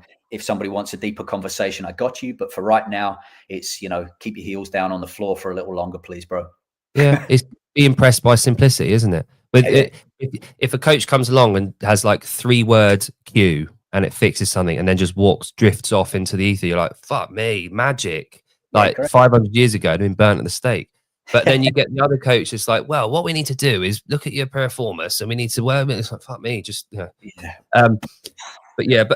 But each one of them has a place, like you said. Like some people need that audio coaching. They need to hear every single detail of it. I've had so many people over, you know, the really anal people that need a breakdown on an Excel spreadsheet about what muscle fibers doing what during an air squat. It's like, all right, okay, cool, leave it with me. Other people just, bend your knees. Cool. So I want to move on to ellipsis because I know I'm, you know, taking up your time. So ellipsis is, how long have you been, we'll go into what ellipsis is, but how long have you had ellipsis running as a entity? Oh, blimey. I think it must have been since we moved up here, eh? Because we left CrossFit 3D in Manchester, still running, still with that crew. When we moved up here, that was 2017. So I'd imagine that was when we came up with the name, and that's when it's been affiliated since as well. You know, my wife's side, from the health and safety stuff, was born out of just the experience of running CrossFit gyms and having to figure it out, right? So messing it up more than anybody else. I guess that's all experience means a lot of the time, right? You probably made the mistakes and had to learn from them before anybody else. So and then we just kind of started anything that we were doing that we thought would be helpful. It all kind of came in that bucket, right? So it just all sort of, whether it was trainer development, whether it was, you know, operation systems, or whether it was just, you know, the barn out the back and us highlighting what we did as a family. That's where it came from. I guess it was a little bit of trying to stay relevant as well, because we felt like as soon as we were out of daily affiliate ownership, then we were probably, you know, we felt like we were a little less connected. So we were still working for CrossFit at the time, both me and Rach. Rach was still working on the affiliate side along with myself. In fact, anybody who knows my wife knows she's the real MVP of the entire operation anyway. You want to talk about in the shadows, that's Rach right there. She's definitely the glue that holds everything together. I'm just the ugly face in front of things. So but yeah, that was realistically, that was born out of just our experience and where we felt we could help. Right.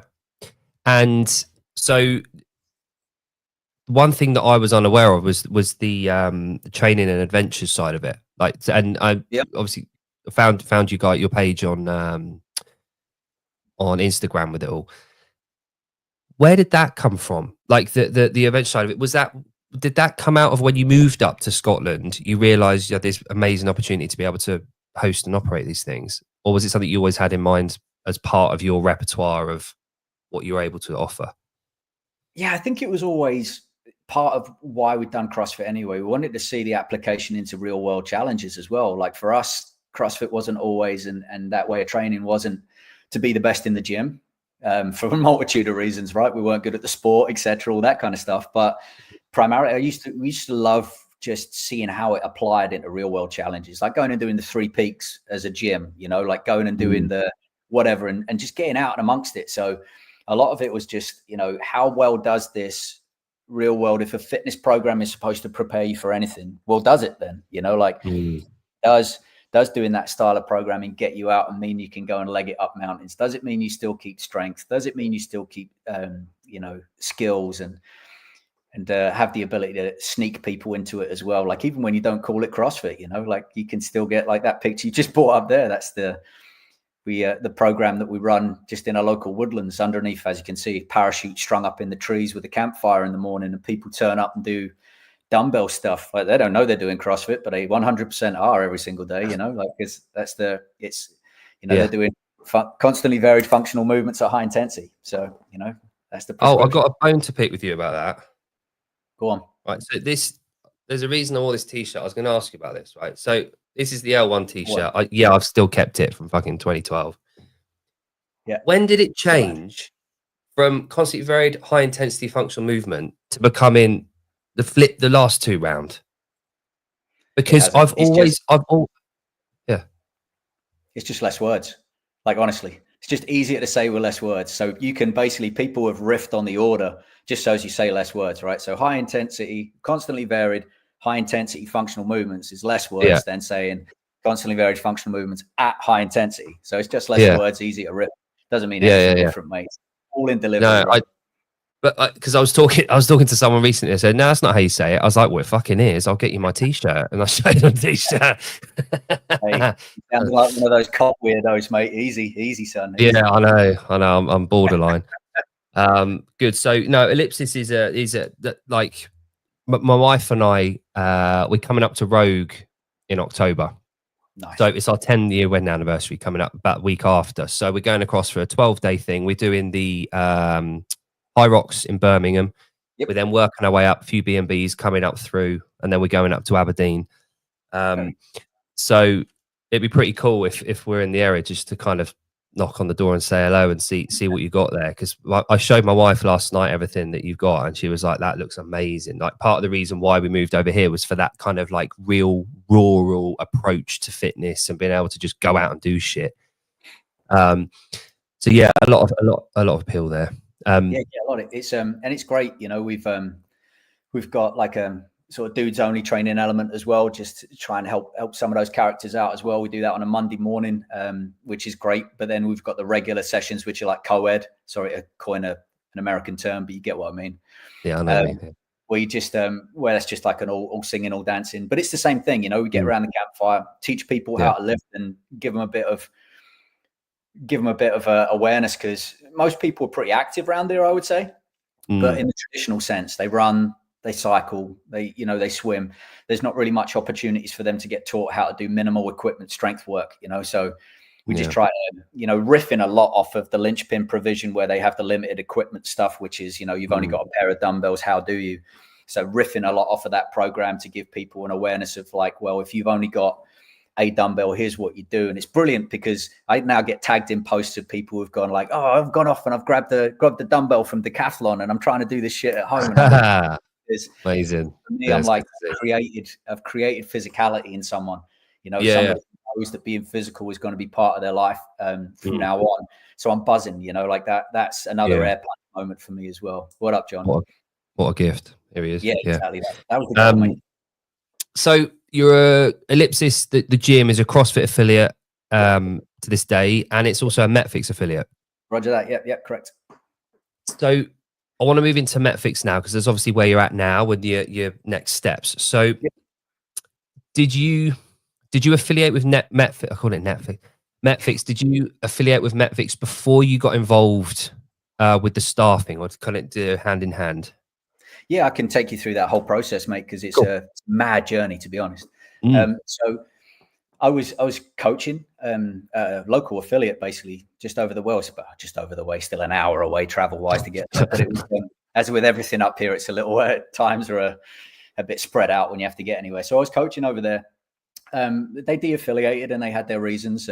But for me, it just felt a little weird still remaining there as a coach. So I pulled out of that. Been following in the background the Broken Science Initiative and Metfix, primarily because of associations with Greg and wanting to know what he was up to, but still agreeing with everything that they were saying. And so watching it keenly, but more from a lurking concept, like kind of just taking it on board and trying to. Whenever Greg puts stuff out, it takes me 5 minutes to actually kind of like decipher in my animal brain like where he's at, So I was following along, but then I was in this period of life now where I thought, well, what do I do now? I was coaching regularly. I'm now not. I've pulled out from being this head coach. So luckily enough, I still had a fair few points from my old work with CrossFit from travel, like whether it's with airlines, whether it's with hotels. And so I think I was figuring out what I needed to do and where I was going to go next when I saw the foundations course for Metfix had been released. So I'd seen all the dates and I was like, there's one coming up at Rogue. Now, we know that in our world, that's a bit of a mecca, right? Going to Columbus, Ohio to go to Rogue is kind of crazy. But I knew that in the literal rest of the world, probably Columbus, Ohio wouldn't be the most expensive place to get to because it's not exactly like a place of choice. So did the whole thing, right? How much is it going to cost to get out there? All this kind of stuff. And I kind of heard on the grapevine that anybody that was interested in getting there, if you had a bit of a history on the staff, then there was probably an in there where you could perhaps go and find out a little bit more about the course. So that's what I did. I recognized I could do it. Recognized we could stretch the finances. It felt right. And I've trusted my gut at every single stage, whether that was leaving London to go to Manchester for the box, whether it was going, any of the leaps that I've done was always like, this feels right. Let's commit and see what happens. You can always pull the plug on like a year. So same again, just following my gut, signed up for the course, got that all squared away.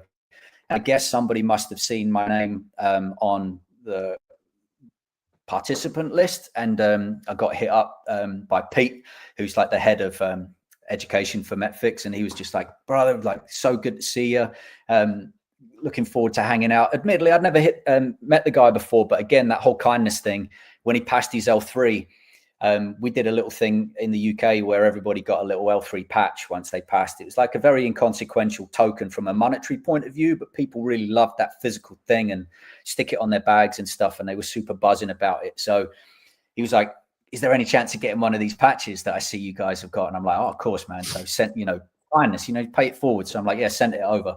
So he said, I remember that. And he said, it's so cool. So I'm really looking forward to actually getting to meet you. And that just began a bit of a process where they said, we're developing this foundations course. And my mindset was like, yeah, and I'm cool. I'm interested and looking forward to learning. So that then riffed into, hey, you know what? We'd really like your perspective on the course. Would you be up for that? We've got like a bit of a think tank coming up soon at Emily's house. Would you be interested in getting across? And I'm like, well, yeah, but I don't know any of the material. So I'm like, but I can give you the perspective of what it looks like from a seminar provision. And that might be a nice viewpoint, I guess, having no idea of like the content, but being able to look from a different perspective. I guess that could be helpful. So yeah, they were like, yep, can you get out on this date? Can you spend this amount of time? And I'm like, yeah, sure. Just trying to be available, really. And then so we went out there, spent a good few days where I got my mind blown by really clever people, really passionate folk. Got to meet Emily for the first time. She's amazing. It's honestly, I went out there thinking, who is this lass? Like, she seems like a force of nature, which is pretty cool, but I don't really know who she is. Great. She cares. She's passionate, supremely intelligent. And really cared as well. So spent a good few days in that crew. And when I walked into the room, I was like, I know this crew, like the names that were there and the personality there. I was like, this feels like CrossFit when I first got into it, like they're all about passion and purpose, but beyond that, with 20 years of experience now, do you know what I mean? In application. And it's like, I just saw this crew and I was like, oh my word, like, they understand what this thing is.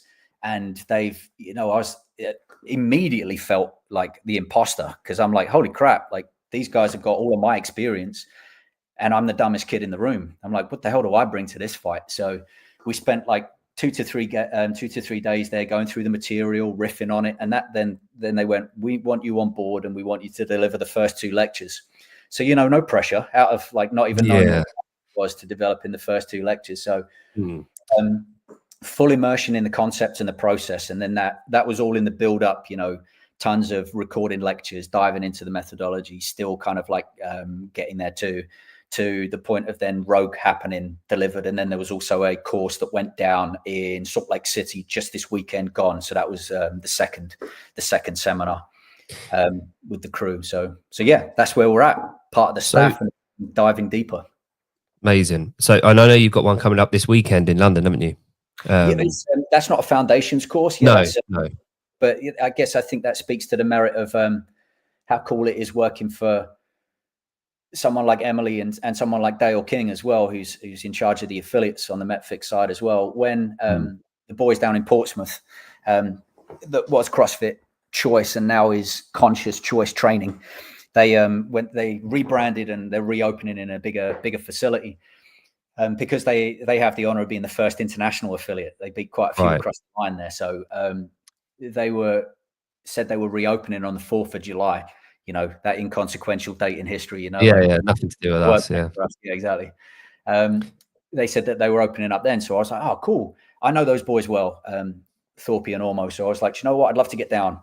So I just tapped up the bosses and I was like, do you know what? Like, is it okay if I go down? It's not going to be like official business or anything, but I just want to go down and show support.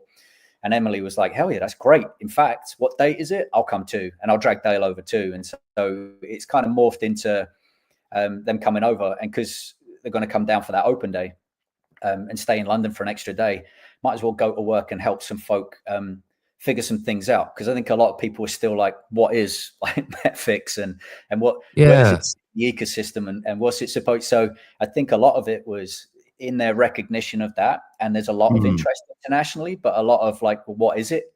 Chat and questions. Yeah. That's what they're aiming to do. Try and generate, you know, get people in a room, talk about stuff and get people understanding a bit more, you know? Yeah. And partly, you know, like I said, when we were messaging before this, from a selfish perspective, I'd love to be able to navigate that and understand it, because obviously, your background is far more vast than mine in CrossFit, but my background in the last sort of 12, 13 years has purely been CrossFit. And from my understanding, for me, it's the be all and end all. It's the way that we get people healthier, living longer through movement and exercise and understanding nutrition. And that's that education piece that comes at the affiliate level. It's our responsibility. And I'm drawing back to that bit that I talked about earlier, that tier of influencers within our community at the affiliate level. I see myself as one of those. I'm not an affiliate owner anymore, but I see myself one of those. What can I do better?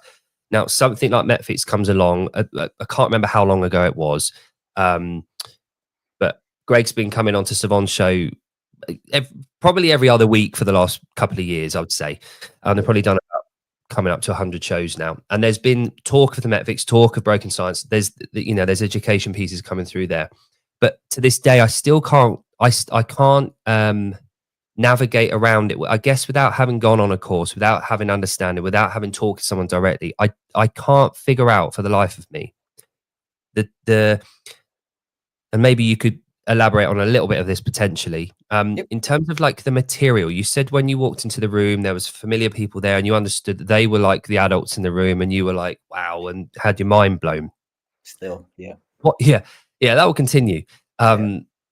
What was it about the material and the course that was featured in there that wasn't featured within what you'd already known from via CrossFit? What was the key difference in there between the two? I think, to be fair, it was a deeper understanding on a lot of the things that are stated by us, and by us, I guess I say CrossFit, right? Still kind of like two worlds going on. Yeah. Like it's the same stuff. It's just a deeper understanding of what is being presented, right? So, you know, Greg's methodology was always that, you know, eat meat, nuts and seeds, you know, all of this stuff, eat meat, veg, nuts and seeds, and you riff off of that. And so that's been core to our process for so long. And even on the pyramid, you know, when you look at the theoretical hierarchy, the base of that was always nutrition and was always these things. But I mean, I must admit, in my own application, I was always like, yeah. But anyway, back to the training and back to, you know, my sexy EMOM and all this kind of stuff. And whereas I realized, you know, like I'd inverted that pyramid for probably the best part of 20 years, not from my own perspective, but also by giving to other people. And that was my own I think bullshit to take ownership of that. I really didn't have the uncomfortable discussions with a lot of people because I didn't want to. And I knew it was tough. And I knew that chatting to people about, like, for once of a better term, sugar addiction and stuff like that is almost like talking like alcohol addiction and stuff like that. It's a tough one. I mean, it's tough conversations, bro. And so I think I ignored it for a long time. And this was just giving me that little subtle or not so subtle reminder that I might have dropped the ball in application in helping people the most. And so this gave me the education and the knowledge to go deeper into it. I mean, I can't speak for everybody in CrossFit and I can't speak for everybody in Metfit. I can only speak for me, right? But it challenged me also. It challenged me to look at what I was doing things and recognizing how that might not actually be fueling my fitness or my health in the long term. Because there's a price to be paid sometimes. I think there's that awareness that at the very top of that peak, when you look at sport, there's a price to be paid to be the best in the world at anything that might not be healthy. And that might not be physically or mentally, and I think there's plenty of discussions that happen in that space. But if I can look at some more causal mechanisms deeper, if I can look at the biology and have people who spent their life looking at this stuff and are smarter than me, present me with this information that I can digest and then be able to give to others, then I'm still teaching and I'm still trying to do my job of helping. And that's what Metfix is providing for me personally. It's giving me more education on the deeper underlying root mechanisms. Like, I understand sugar in huge amounts is bad.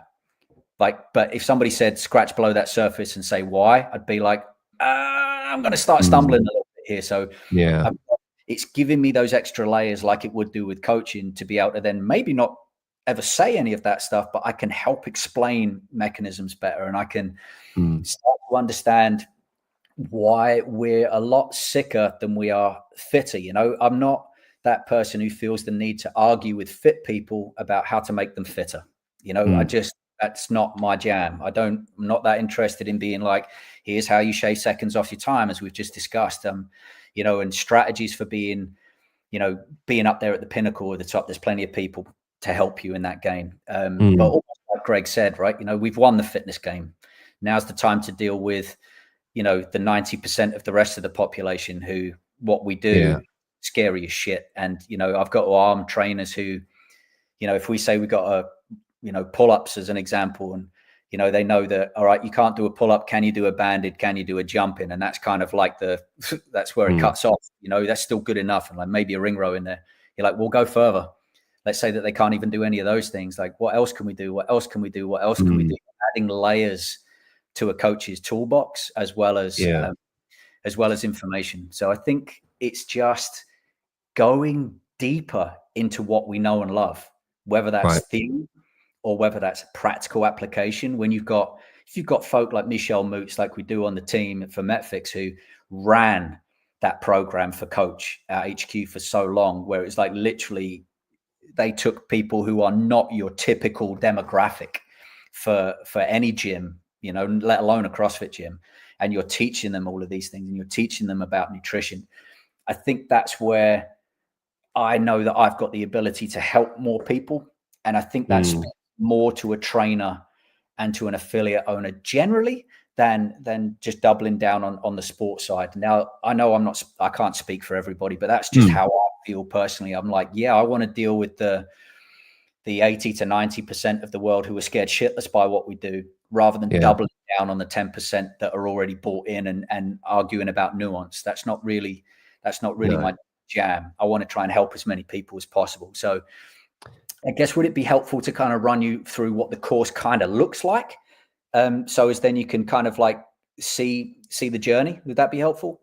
Yeah. I've got a couple of questions, but I'll save them. That'd be great. Yeah. If you could just sort of obviously keep it top line. I don't want to take anything away from people actually going on the course, but no worries. So, I mean, it's aimed to sort of step, sort of progressively down the rabbit hole, if you will, interjected with some mini little workouts. So the whole remit was, if you think like the CrossFit level 1 is a fantastic course, but if you had to kind of look at the focus and the percentage wise, you'd probably say it'd be closer to like probably 90% movement focused with like 10% nutrition.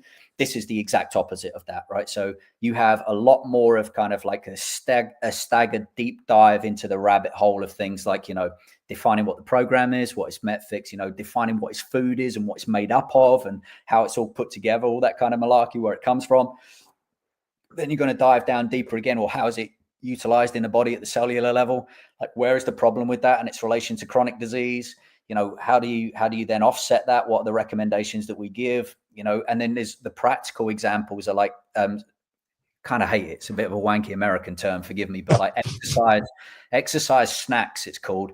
I get it. I don't like the phrase, man. I don't know what else I'd call it. I've got no solutions there, but like exercise snacks, I don't know, man. It just pisses me off. Anyway, so you've got these little things dropped in. So you'll do like bike sprints, you'll do some deadlifting, and you'll do some like mixed modal stuff as well, like all through it as well. So you get to see, even though we're not saying do constantly varied functional movement at high intensity, we kind of are. We're leading you down the path to say that here's why we would do bike sprints. Here's why we would lift heavy. Here's why we would do a mixed modal event. Like, here's why we would do all of these things. So it leads down the pathway to, you might not want to do the physical side of what we're recommending, but you'd be a bit daft to not to, right? Because that's why we do all of these different stimuluses, because this is the effect it has on the body. As well as giving you the deeper dive into the biomechanics, you know, as you actually go through all of this. Why would we do all of this? Why would we look at the biology? Why would you look at things like the electron transfer chain? Why would you look at, you know, the idea of reactive oxygen species in like how you would actually generate energy? All of these things is super crucial, because it kind of leads you back to, well, why wouldn't I do the prescription? You know, it's like we're basically just giving you the reasons behind it, rather than just like my limited understanding, which was, you know, whatever it may be, which is such a tough thing to see in the world of opinions. It's just like, well, I think the fun thing for me was looking at it at face value and being like, well, you know, no one's telling me that I have to do any of this stuff. You know, I think the greatest thing at all times, nobody ever on CrossFit stuff or in a CrossFit class is telling you need to go hard, but you do anyway. And no one tells you need to be doing this stuff, but they do anyway. It's similar when I'm presented with a body of knowledge and I'm able to critically think about it, look at it, look at the evidence, look at what's being pushed to me. And I'm like, right, that kind of makes sense. I'm like, well, why wouldn't I at least give it a go? That's definitely always been my thought. And I give CrossFit full credit for that, for giving me the ability to critically think when presented with information. Somebody saying it means this, and you look at the information and go, actually, no, it don't say that. That's set me, without going down too deep of a rabbit hole, that set me on a good place many times, the ability to critically think. So I've applied that again. I'm like, I'm not naive. I'm in my mid-40s now. I've got a family. I'm no longer that young 20 punk who just goes, okay, and does what they're told. I'm like, well, convince me. Tell me why. Like, let me look at what you're presenting. And then I'll go, well, all right. Well, I've got to do the thing. Now that I'm aware of the knowledge that you're presenting, now I've got to go do the thing to be able to tell you whether it's bullshit or not. Totally the same reason why I did the Hyrox thing, right? I can't call bullshit on something if I don't do it.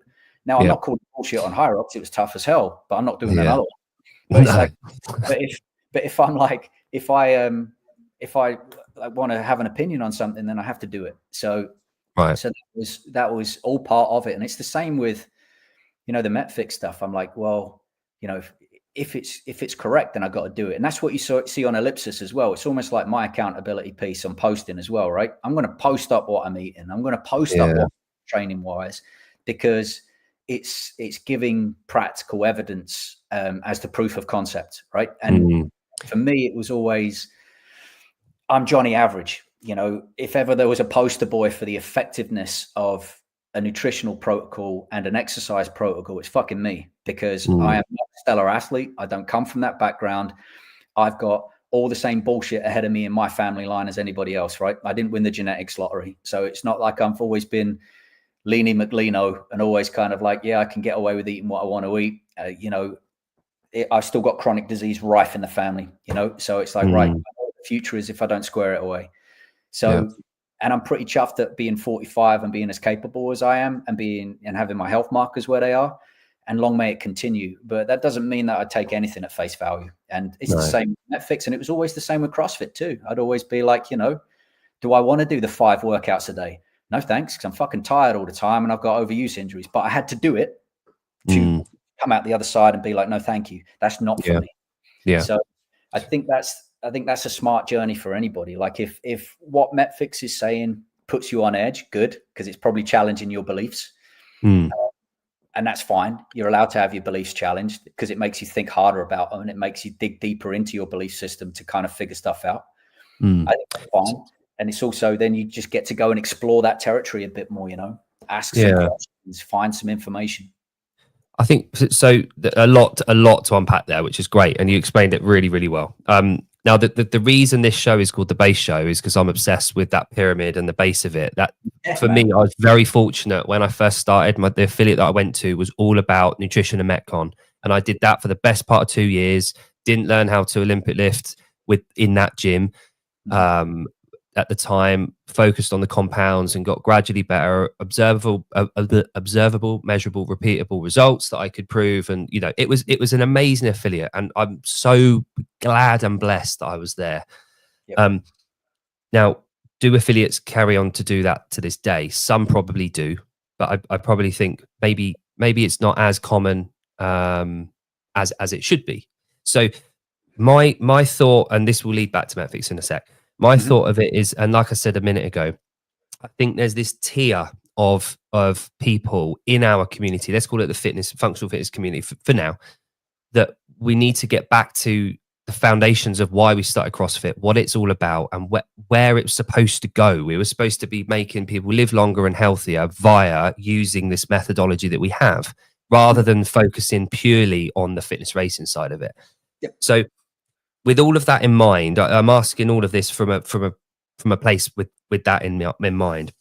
I'm really curious as to, do you think if CrossFit's applied correctly, so if I'm a trainer, if I'm an affiliate owner, if I apply it correctly as per the methodology, as a beautiful gym that focuses like I had at my first gym, do you think I can get the same results that Metfix is opting for with its people? Do you think I can do all that with what I would have in that ideal gym that I talked about?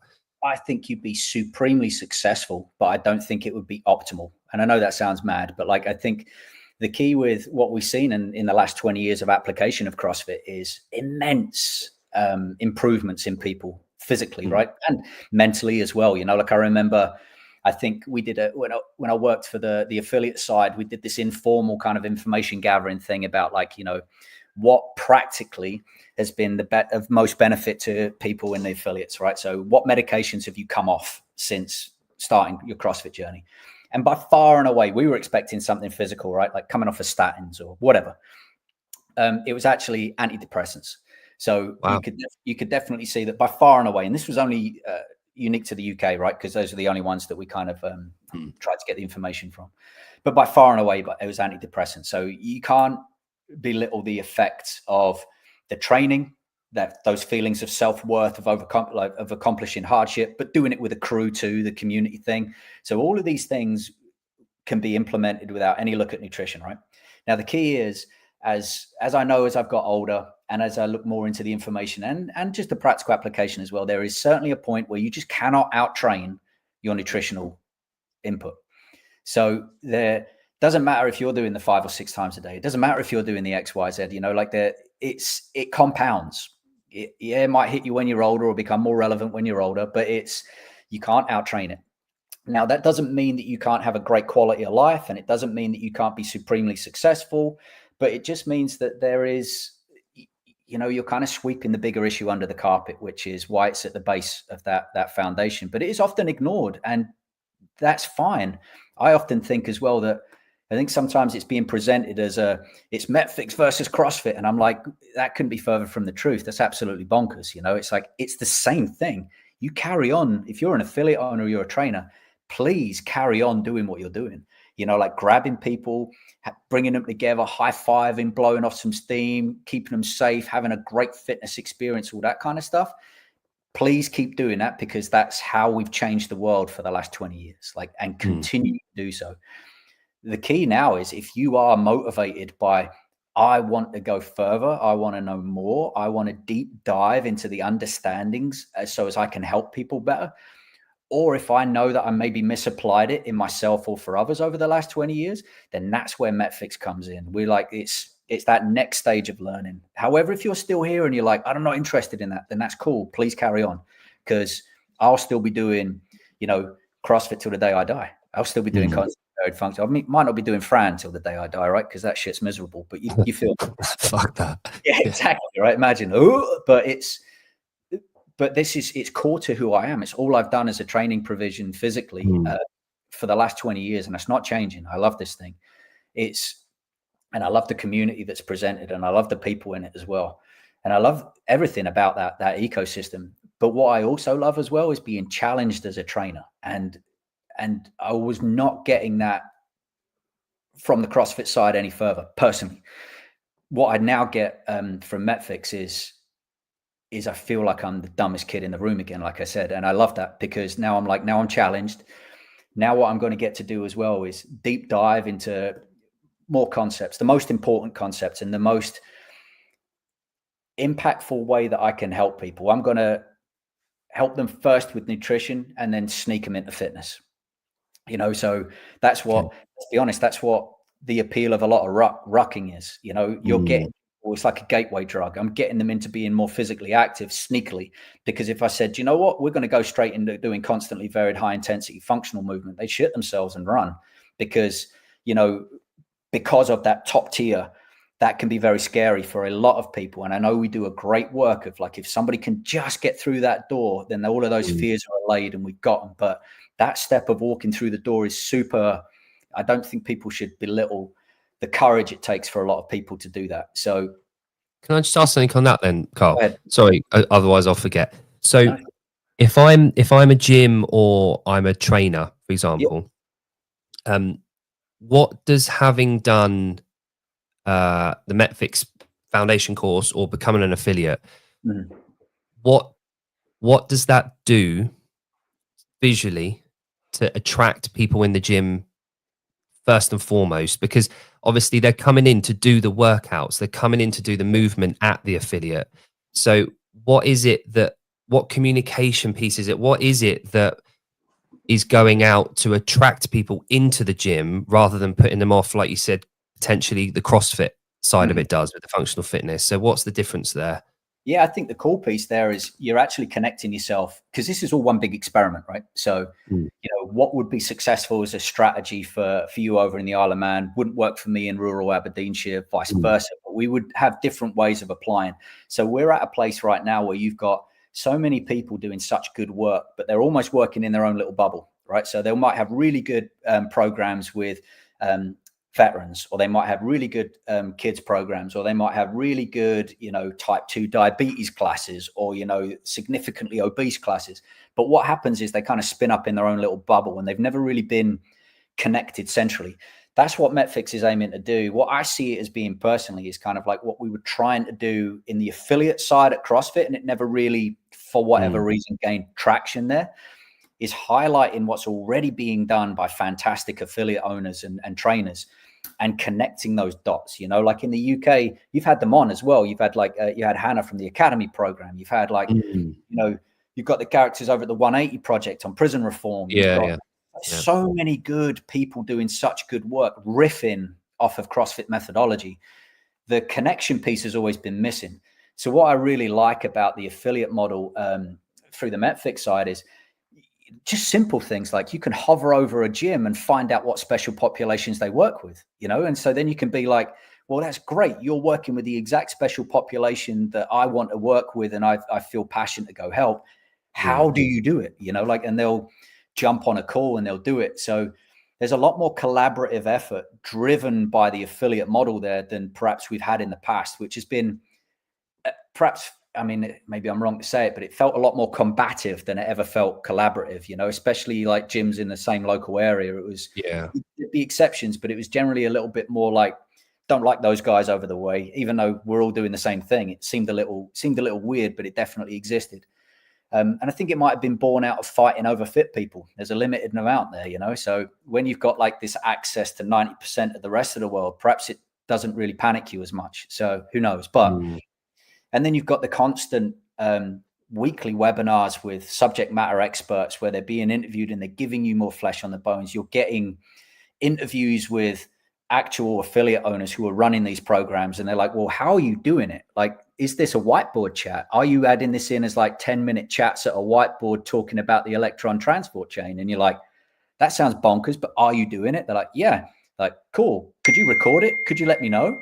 And it's like, yeah, sure. And so it's a lot more of the how-tos driven by the affiliate community rather than a prescriptive, this is what you must do chat, which is super cool to be involved in and see. You've just got a voice for passionate affiliate owners who are like, here's what I'm doing, and here's what it needs to look like. Is it a standalone program, or do you bring people into the regular classes? You can see all of these practical application sort of questions are very much at the forefront of my mind as well. I'm like, well, do I do a special populations class, or do I bring that in and make it so as they're all part of the same class? And then you can ask people like Michelle Moots, who ran the program for years and had hundreds of people go through the program, you know, what's your perspective? And she'll be like, yeah, no drama. Here's exactly what we did. And that's what one of the lectures is on the weekend as well. You're getting to learn about the practical application from the horse's mouth, which I think is very essential. So I don't know if that answers the question at all. Yeah, it does. I mean, like you've said, this is going to be an ongoing thing, especially in my mind. Like, I'm trying to piece it all together, because I initially, like you say, I really love the idea, and the fact that we were told that Greg's involved with it. That was initially straight away an appeal to me. Yep. We've been waiting for years, since 2020, for him to come back into something. So I think that initially was the thing. Not too sure about like his involvement day to day, or if he's involved with Metfix, so to speak. Yep, 100%. Equal partners with Emily. Cool. So in terms of the way that I see it, from the way that you've described it, is it's almost like a top up for CrossFit affiliate coaches to better understand what they're coaching. Yep. In terms of becoming a Metfix affiliate, obviously you're both, aren't you? Are you an affiliate, or yeah, you're an affiliate. So you're both. You're a CrossFit and a Metfix affiliate. What am I becoming a Metfix affiliate, having that stamp? What does that mean to the affiliate? What does that bring to the table for the public, to draw people in? Like the name CrossFit, obviously it's got its abs and snatch and all that shit association, but for me, I know full well that it's not that. That's part of what we do. We've got this giant thing, this methodology that we do, and the games is 0.1% of that.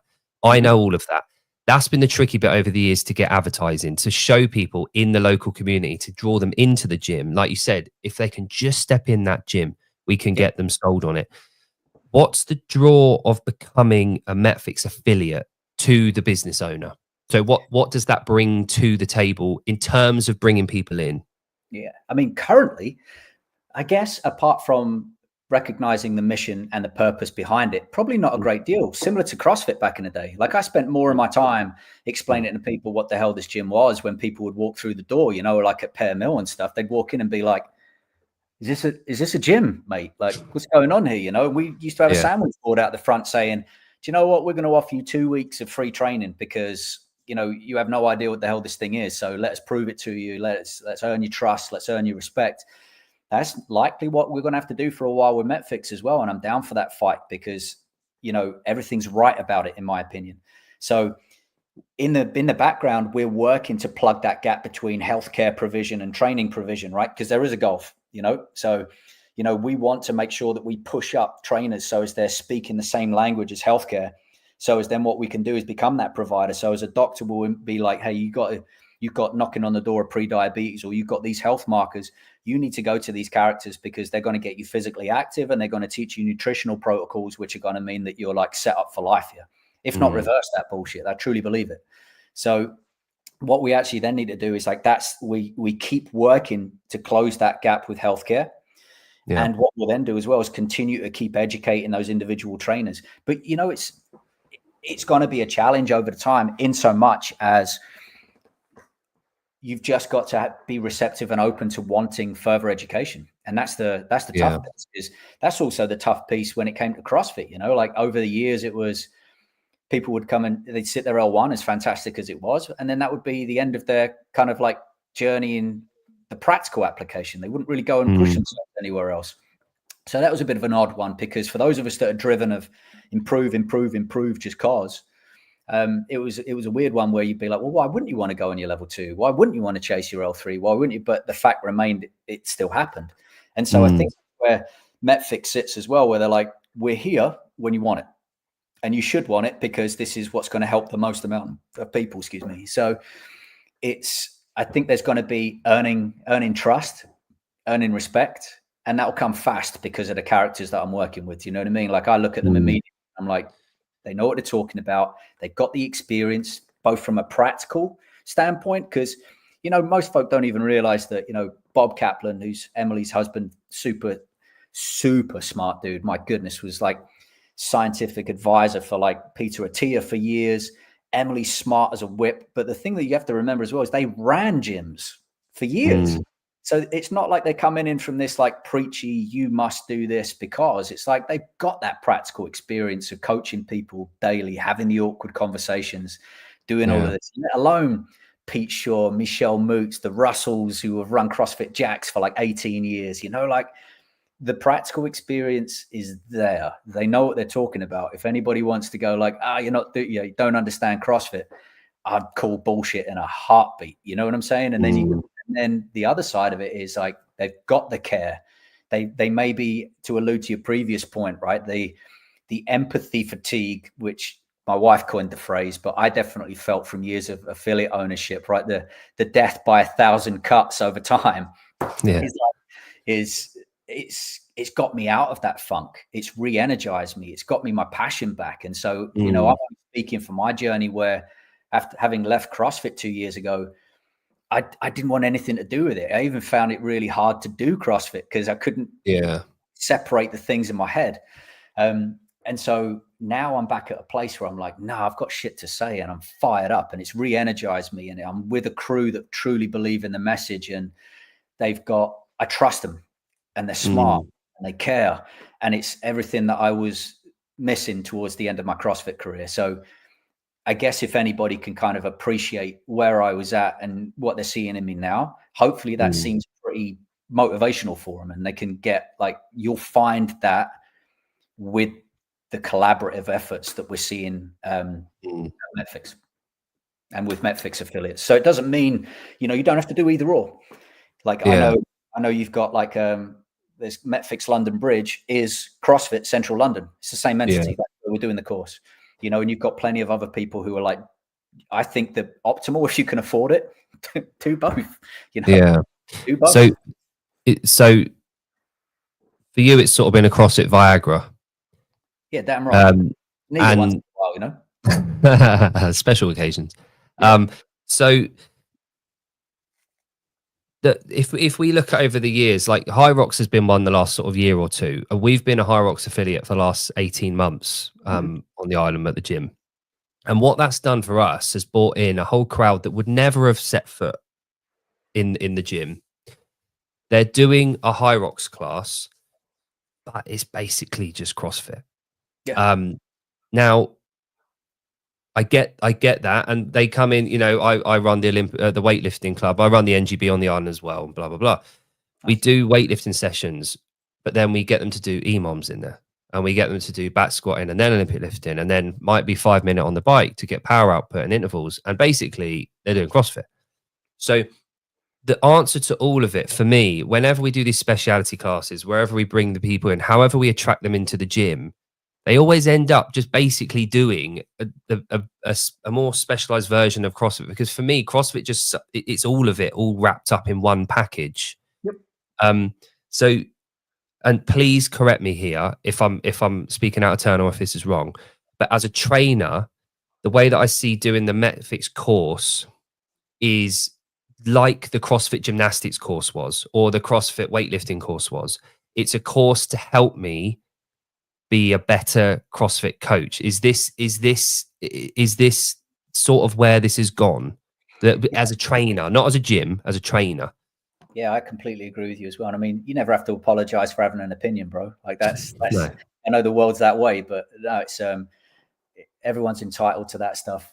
And the weird thing is, I'm entitled to not agree as well, right? And we don't hating each other. Actually, I do agree. But the point is, I'm trying to get is, yes, but it's almost, you know, when Greg would always say, like, you know, once you feel like you've mastered the basics, begin again with more attention to detail. It's exactly the same. It's like once you feel like you've mastered CrossFit, like begin again, but with more close attention to the base of the pyramid. So, you know, like if you want to look at a better application, and I would always laugh about it, right? Because I'd hold myself accountable when I'd be like, you know, if you inverted the pyramid, it was always like do 5,000 workouts a day. And then the next thing was always, I'm going to try and do a weightlifting program because it's easy to look for improvement there. You know, then it's gymnastics. And what I would do is, you know, I wouldn't work on my L sit because that's horrible. And I don't want to look like a shitting dog on a parallel for a while. So, but I'll do my sexy toes to bar EMOM. Whereas the irony is if you get a 2-minute L sit, no other abdominal exercise will ever come near you. You know what I mean? Like you are good. And it's like, yeah, I know metabolic conditioning, but I interpret that as all I'm going to do is sprints on the arsehole bike, but I'm never really going to do consistent 10Ks to create a base, you know? And it's like, because all I'm doing is I'm poking fun at myself because I've done all of those.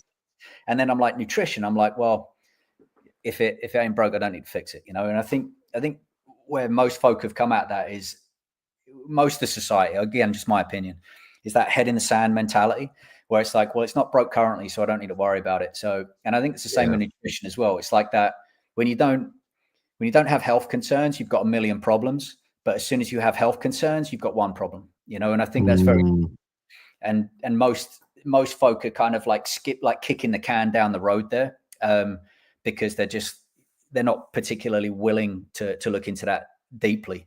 And I think what MetFix is basically saying, and I dig it, which is fuck that, switch on, because it's going to impact everybody. And so focus first on the nutrition, on the diet, on the fact that the way that we're eating, whether it's engineered, whether you know, it's multifactorial, really, let's be honest. There's whether you want to admit it freely or not, it's impacting everything, and it will continue to impact everybody that you know and love and yourself. So look at it at least in a bit more detail and make a more informed decision. You know, you can still make that decision of like, I'm not going to do any of this protocol, but make an informed decision. Most people aren't, you know. So, and I guess I know I'm generalizing because there are fantastic nutrition programs at affiliates that I've seen in going across. So all I'm doing is talking for myself here, right? Where I pretty much did ignore the elephant in the room for years and focused on the movement provision of the program and things like that. So now I'm at a place personally where I can dig in and go, you know? Yeah. I think, and like you said, you needed it. By the sounds of it, I'm at a point where I need it. I think, and a lot of other people, like we talked about, in that tier of coaches from yesteryear, a little bit of a kick up the bum in terms of education piece. But my understanding is that if I apply the methodology to everyone that comes in the room, if I apply the L1 methodology and nutrition protocols that we talk about, the first paragraph of 100 words, if I do that across the board with every member at my affiliate, I will see drastic changes in those people, and their health markers will improve, and I'll get the results that I'm after.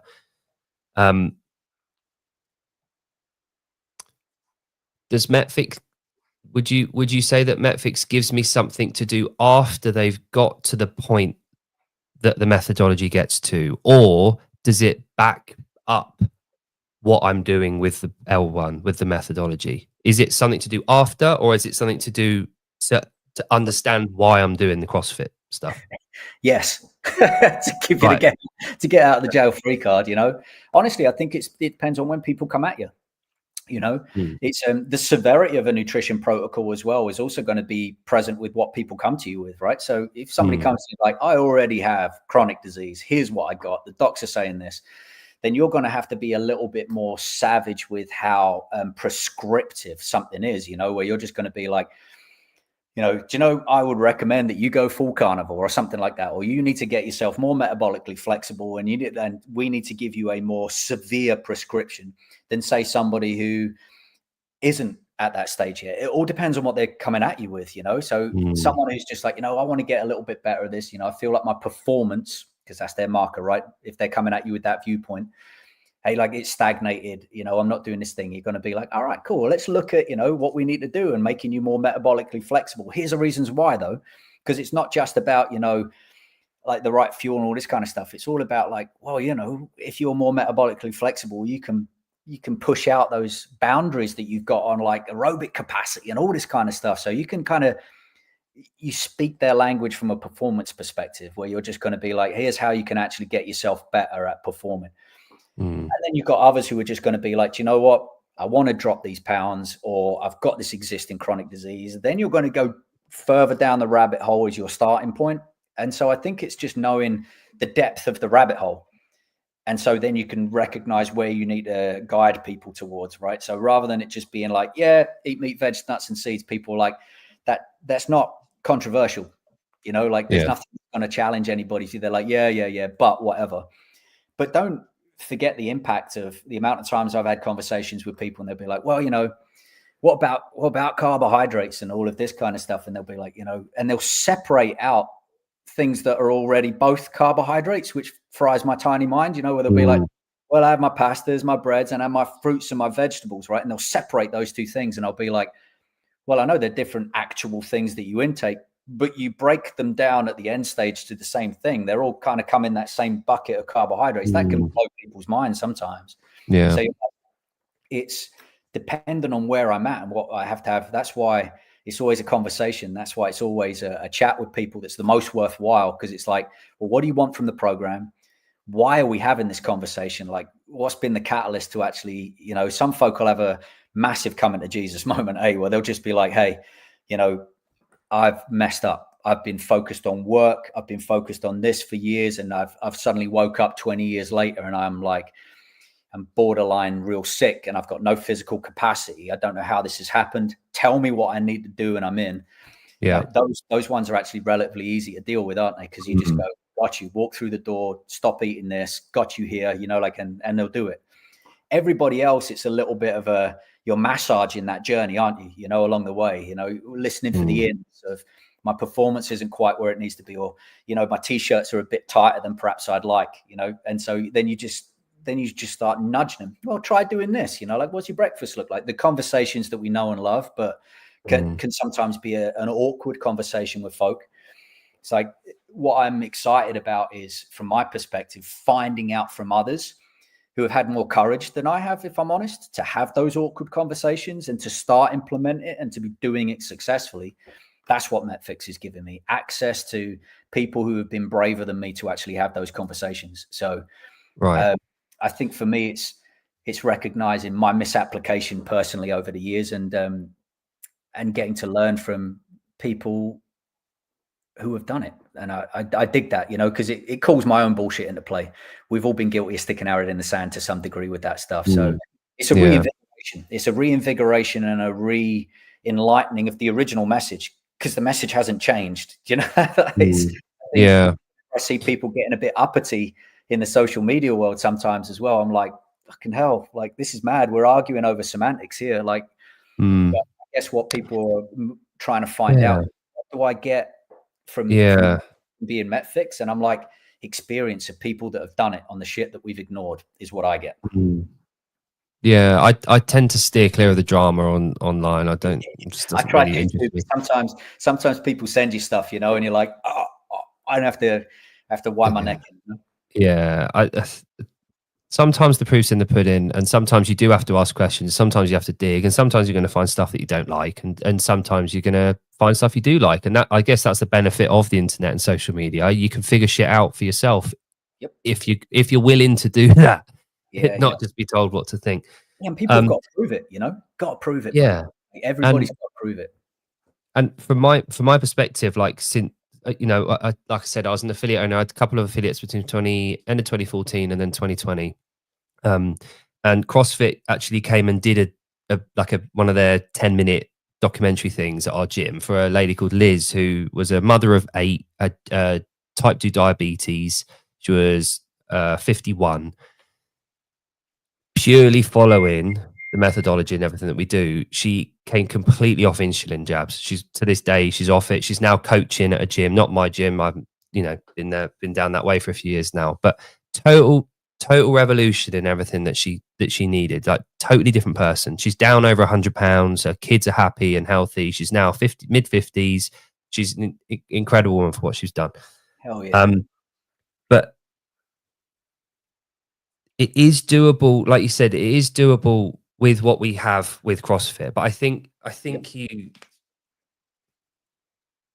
like you said, the education, from what I gather, from what you've said, and I know I'm boiling it down to like one word here, and I know this isn't as simple, but it sounds like a networking. It sounds like a network of information. Yeah, to me. exactly. What it doesn't sound like to me is a type of gym. Got you. Like it would be a program within a gym, which I think is. Yeah. Yeah, I mean, I think both could be at play. I think it depends on, like any affiliate model is open to, quite rightly, the interpretation of the end user, which is kind of great, right? So, you get different flavors. So they all come under the banner of CrossFit, and you would definitely find different flavors depending on where you go in the world, sometimes different postcodes, whatever. That will attract different vibes. But I think the key is, as well, is like, it's not just that network, it's also the collaborative effort and the education piece, which is huge, because Greg was always, and Emily have both been pretty open about this, where they said, like, if CrossFit had been doing that level of work in the nutritional side, then they wouldn't have had to pick it up, because that's why they're not touching the movement side, because they're like, the level 1, the level 2 onwards and upwards does a fantastic job of exactly that. So there's no need to touch it. Go do those qualifications, learn about that practical application. But I think what they've shown, and what I believe as well, and what they're saying is, it's not optimal, just focusing on that. Can it change lives? You've just given a great example of how it can. And I've got those too, of people who have got fantastic results. But for me, I'm like, we could go faster, we could go harder, and we could go to more people, focusing on the base of the pyramid, and then layering in the rest of the stuff, than we can by people like who are already in the physical world, if that makes sense. They're already, like, training for them is a non-negotiable. They're already well aware of being physical and getting physicality. And then we're just going to kind of like I said, massage the nutrition thing and layer it in over time. Then that's fine. That's one application. And that's where I would say it would probably be more like a program. So that's an existing CrossFit gym. I'd well imagine it would be very hard to just overnight change your program. Although the boys down at Portsmouth are doing exactly that, right? So I can't wait to hear about their experiences and chat to their members about how's that gone in their own mind, about, like, from being, this way oriented to now being, what's seemingly oriented in a different direction. I'd be very interested to chat to them individually about that. But I think both are at play. It all depends on what you want from the program, right? So end user being a member, great. Like, realistically, nothing actually changes from the physical presentation anyway, right? Because you're still going to be doing the same sort of things. But now you've just got more attention to detail from the nutrition standpoint, whether that's, all the different strategies that people are presenting with, whether that's whiteboard briefs, whether that's, a sit down nutrition chat, which I've done in the past too, whatever it looks like. We're actually providing more of a service for people, like, rather than it just being sort of ignored or outsourced, which I think is pretty cool. So realistically, I have no idea where it's going to go, but I'm in for the fight. Similar with, I had no idea where CrossFit was going to go back in the day, but I'm like, but I believe in this way of training, and I believe in this lifestyle. But I think if you look at the affiliate model, there have been perhaps points across that time in the last 20 years, from my own perspective, where I didn't need to be told what to do, but some helpful guidance from people who were more experienced would have been well received. I think, I didn't need to be, sold to or told that, this is the way, but I would be very, like, a Nicole Christensen at Roots, as an example, super successful, talented trainer. And obviously the business runs well, such a well-oiled machine. I would have been like, just having access to ask her questions, to how did you do this? Like, what is that? That stuff would have really helped at certain stages where I was figuring out where to go next, or whether growth was important, or whether I should just double down on my small affiliate, like whatever it would be. that kind of freedom to go everywhere was great. But it was, you know, I think it was super fun, you know, for me to actually learn that stuff. Yeah. Does Metfix see any competition in the space, Renaissance periodization, precision nutrition?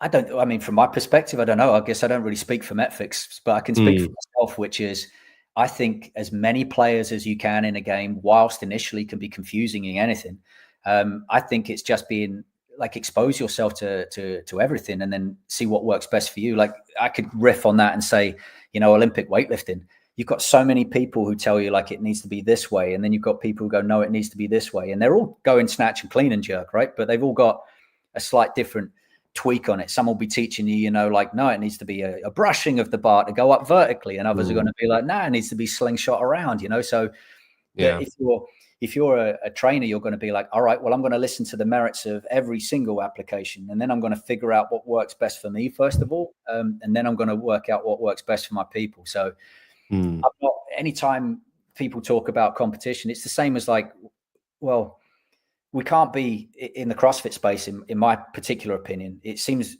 odd, if not a massive double standard, to be cool with Hyrox being in our world, but not Metfix. You know, it's like, it's riffs on similar methodology. It's riffs on physicality. It's riffs on nutrition. So just like your vibe attracts your tribe, you know, like you've got to put yourself on the dance floor, and you've got to look at this practical application and see what happens to not just you, but the people you work with, and then let that guide your further process, you know. And so I think anybody who's in the nutrition space is great. You know, I'd be looking at what the commonalities are rather than the differences, you know. So I think even if you were from like the vegan world and the carnivore world, I think they would both agree that you need to be eating whole foods, whatever those two streams are, and less of the processed bullshit in between. So, you know, you can look at conflicting absolute ends of a spectrum and be like, but you're still hopefully going to find some commonalities. And me as the lay person is going to be like, that's something that I want to try and start applying into my life to reap the most, you know. Like, it's not a this camp or that camp. It's like, what makes sense? What's the moderate? Because that's where you'll find most people in the moderate camp. I'd hasten to say. Yeah, I just had a comment here that I'll elaborate on. To be fair, some in the CrossFit world aren't cool with Hyrox. Yeah, exactly. And everyone, like we said, everyone's got their opinion. Everyone's got their take on everything. There was an instance a little while ago that I heard down where I used to live, southeast, where a guy was furious. Not furious. He was worried that a Hyrox affiliate had opened up down the road. Purely Hyrox gym, rather than a CrossFit gym that had Hyrox there. And the conversation kind of went down the road. Well, why are you worried? Like, what were you worried about? Are you worried about people being poached from your gym to Hyrox? And the answer's always been, well, if you're worried about that, then that says more about your gym. Like, you can't.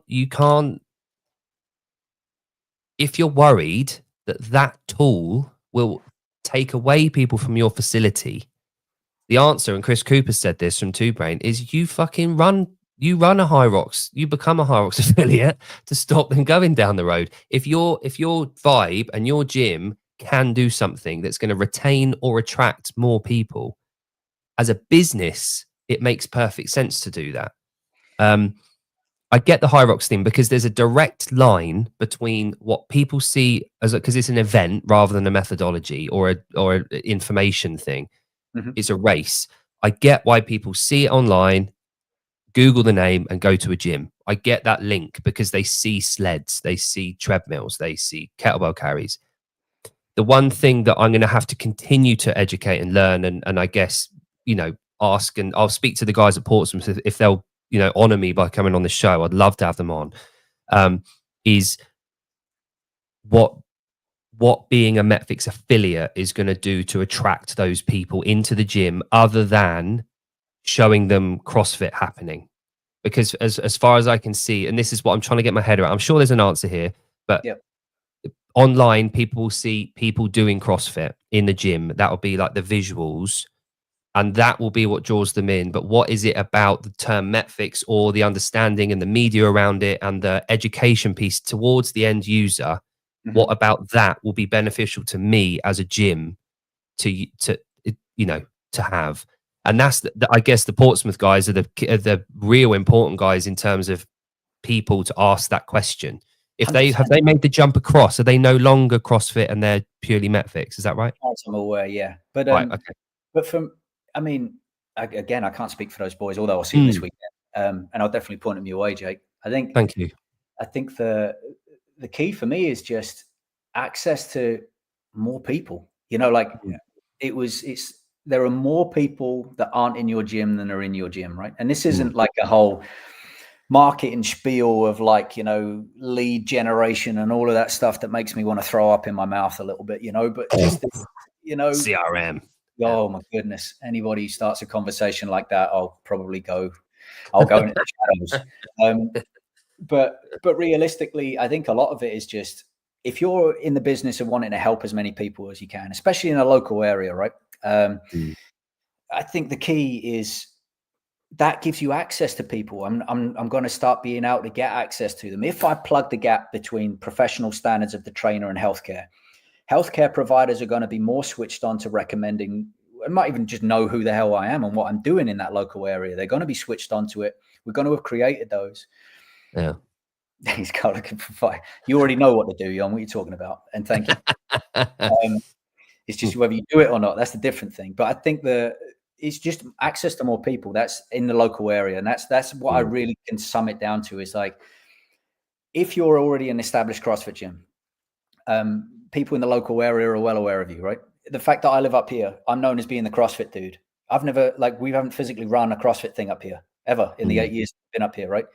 We have the affiliate and people have kind of ad hoc trained, but we've never run it as a thing. But we're known as the fitness family. We're known as the CrossFit family. I'm known as the CrossFit dude and stuff. And I'm like, what the fuck? Chatting to a dude on Monday about it. He was like, yeah, I've known of you for a while. You're the CrossFit dude. And I'm like, I've never met this guy before. Like, I live in the middle of like Bumsville, like Aberdeenshire. How the hell have you? So I'm well aware that people know, and in your local area, people know. So why aren't they in your gym? Why don't they see the worth? And it's probably because they don't see themselves in that gym. They don't see the support there. Now we know that the support is there. So what's the disconnect? How can we appeal to more people? And I think it's not necessarily by flying a flag over your gym or by putting a name up there. It's not. It's a mechanism, right? Like Metfix allows you a deeper dive into the mechanisms to what you're offering. So as you can then start to plug the gap between trainer and healthcare, but also we can start appealing to others as well, And like I said about the fireside, they don't know they're doing CrossFit because we call it momentum fitness training. And so, but I would probably say that if I'd have started off by saying this is a CrossFit class, I don't think that I could say at least a handful of them probably would have been like, that's not for me immediately. And I get it. That's their own bullshit to deal with. We would be able to dispel that myth over time by building trust, by building respect, all of that kind of stuff. However, I like the fact that this gives me another opportunity to do that as well. It's another way of attracting people in without scaring them off. My mom is a classic example. I hope she listens to this. For years, every single time I've tried to get her into CrossFit, every single time a new games thing got released out, she'd be like, and here's the reason why. She hates the fact that we call people athletes.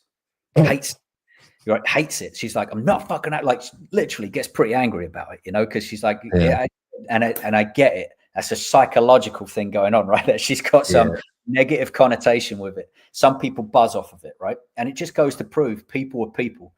And so every time that I'm chatting to her about Metfix, she's like, there's a nod and there's like, yeah, no, this makes sense. And I'm like, it's not that dissimilar to what I've been saying for the past 20 years, Mum, really. But it's a demographic of people that she sees herself as. And I think that's what we're aiming to get access to, is the folk who are scared shitless of what we do, and that is, there's more of them, even though we've made huge strides. Don't get me wrong. Like I said, the foundation and the landscape of fitness has been fundamentally changed by CrossFit and Greg. It has. And so what we've got now is an ability to look at that last 20 years. And like anybody who's smart should be doing, is be like, maybe I didn't do that optimally here. Maybe I messed that up there. Maybe I could have done this better here in application or anything. And it's now enabling us a clean slate to push forwards without, I'd argue, the distraction of the sport. That can still exist, CrossFit's got it. Crack on, do your thing. Please do so, because I'm still going to be watching and in awe of these animals. But under Metfix, I get more of an access to more regular folk who I get to help instill physicality and better nutrition and offset what is inevitable, I'd argue, for over 80% of the population, right? Because those numbers ain't going the other way. Yeah. Oh, those great videos, eh? They were awesome.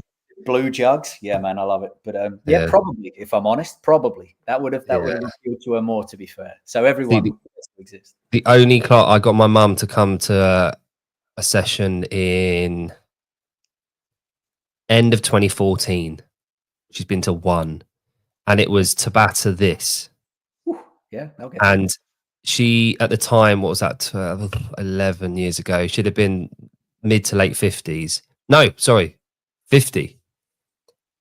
And she went fucking all guns blazing, and she had DOMs everywhere for about 2 weeks. And she's like, I'm never doing that again. But it's because she didn't, she's the most competitive person other than my wife I've ever known. So it was just, she couldn't hold on off the brakes. It was full pelt. So that's my mum's experience of CrossFit. But again, she admires what we do, and she's fully behind me and understands what life-changing it can be. But the education piece, it's because it's her son. She won't listen to me. If it's a third party, she'd listen. It's probably the same as your mum is, because it's you. So the flip side of that, though, is like I've got my mum on that side, but my dad, before he died, was a stalwart. Like we got him. Right. There's a rabbit hole you can go down here, right? But he had as part of his rehab thing, we bought him his first CrossFit affiliation, CrossFit Hove. So he was like, and he was a stalwart of that program. And even when he moved from Hove to Plymouth, he immediately had another community that he could go and join. So he immediately became a stalwart at CrossFit Plymouth as well. So he was, he was all in, got his first muscle up in his 50s and all kinds of shit. And, regular, all of this stuff. So it just goes to prove the point, right? Where you've got, two people in my world who kind of evidently had different viewpoints on life, probably why they ended up not being together. But you got they got different viewpoints on the exact same thing. For somebody else, it was, I would say that being a member of a CrossFit affiliate gave my dad an extra 20 years on his life that otherwise his lifestyle would have robbed from him, honestly. Amazing. So that is so impactful. And I will never shit on anybody who's in this world trying to help people, even if they might not be optimizing it. Do you know what I mean? Because it's good enough. Whatever you're doing is good enough. And it gave him another community when he moved to a brand new city. So that's great. And then you've got my mum on the other side who's like, no, not doing it. I want to do this thing over here, So it's a conversation, bro. It's a conversation. So CrossFit, we've always said it's for anyone, not everyone. Yep. What I see you saying here is that Metfix helps move some of those people that are not for everyone back into the conversation. Correct. Yep. Right. And educate. I mean, it's not like a prescriptive program. It's an educational thing, I don't think I can sort of ram that enough, which is, it's about empowering the individual trainer and or affiliate owner and or individual as well. Like we had one of the best on the road course was Dr. Rick. Like this guy had been following online, no background whatsoever in training or phys, like he plays golf. He turned up like older dude, polo shirt tucked into his chinos. And like the first deadlift he'd ever done in his life, like Matt Sherborne, one of a great teammates of ours, teaches him how to deadlift and gets him a 115, sort of 50 odd kilo deadlift for 3 for the first time in his entire life. This dude's in his 70s, bro. So deadlift for the first time. He'd done bike sprint intervals earlier in the day, does a little something else otherwise. It's like, it was brilliant because it was like this meeting of worlds. He was there for the knowledge and gets a little dose of the physicality and is like, oh, but the reasons behind why we would do these things and what we're aiming to train. And those were out of his world from a physical point of view, right? But he was still, the dose was right, the application was right, and he could still come back and firing. That was education for him, being a doctor, like a GP background, in the physicality and what the worth of it was. And that was in stark contrast to probably the vast majority of the rest, which was, they were trainers and gym owners. And what they were aiming to do was plug the gap. So you could see how, like, if you have like the healthcare provision knowledge was here, but his actual practical application was right down here. You've also then got affiliate owners and gym owners and trainers whose practical applications up here, but maybe the actual like reasons why mechanisms right the way down here. We bring everybody up to an even playing field. You got Dr. Rick chatting with trainer Matt, like squaring away what's going on, and like conversation is now happening. That for me, see the future being, you know.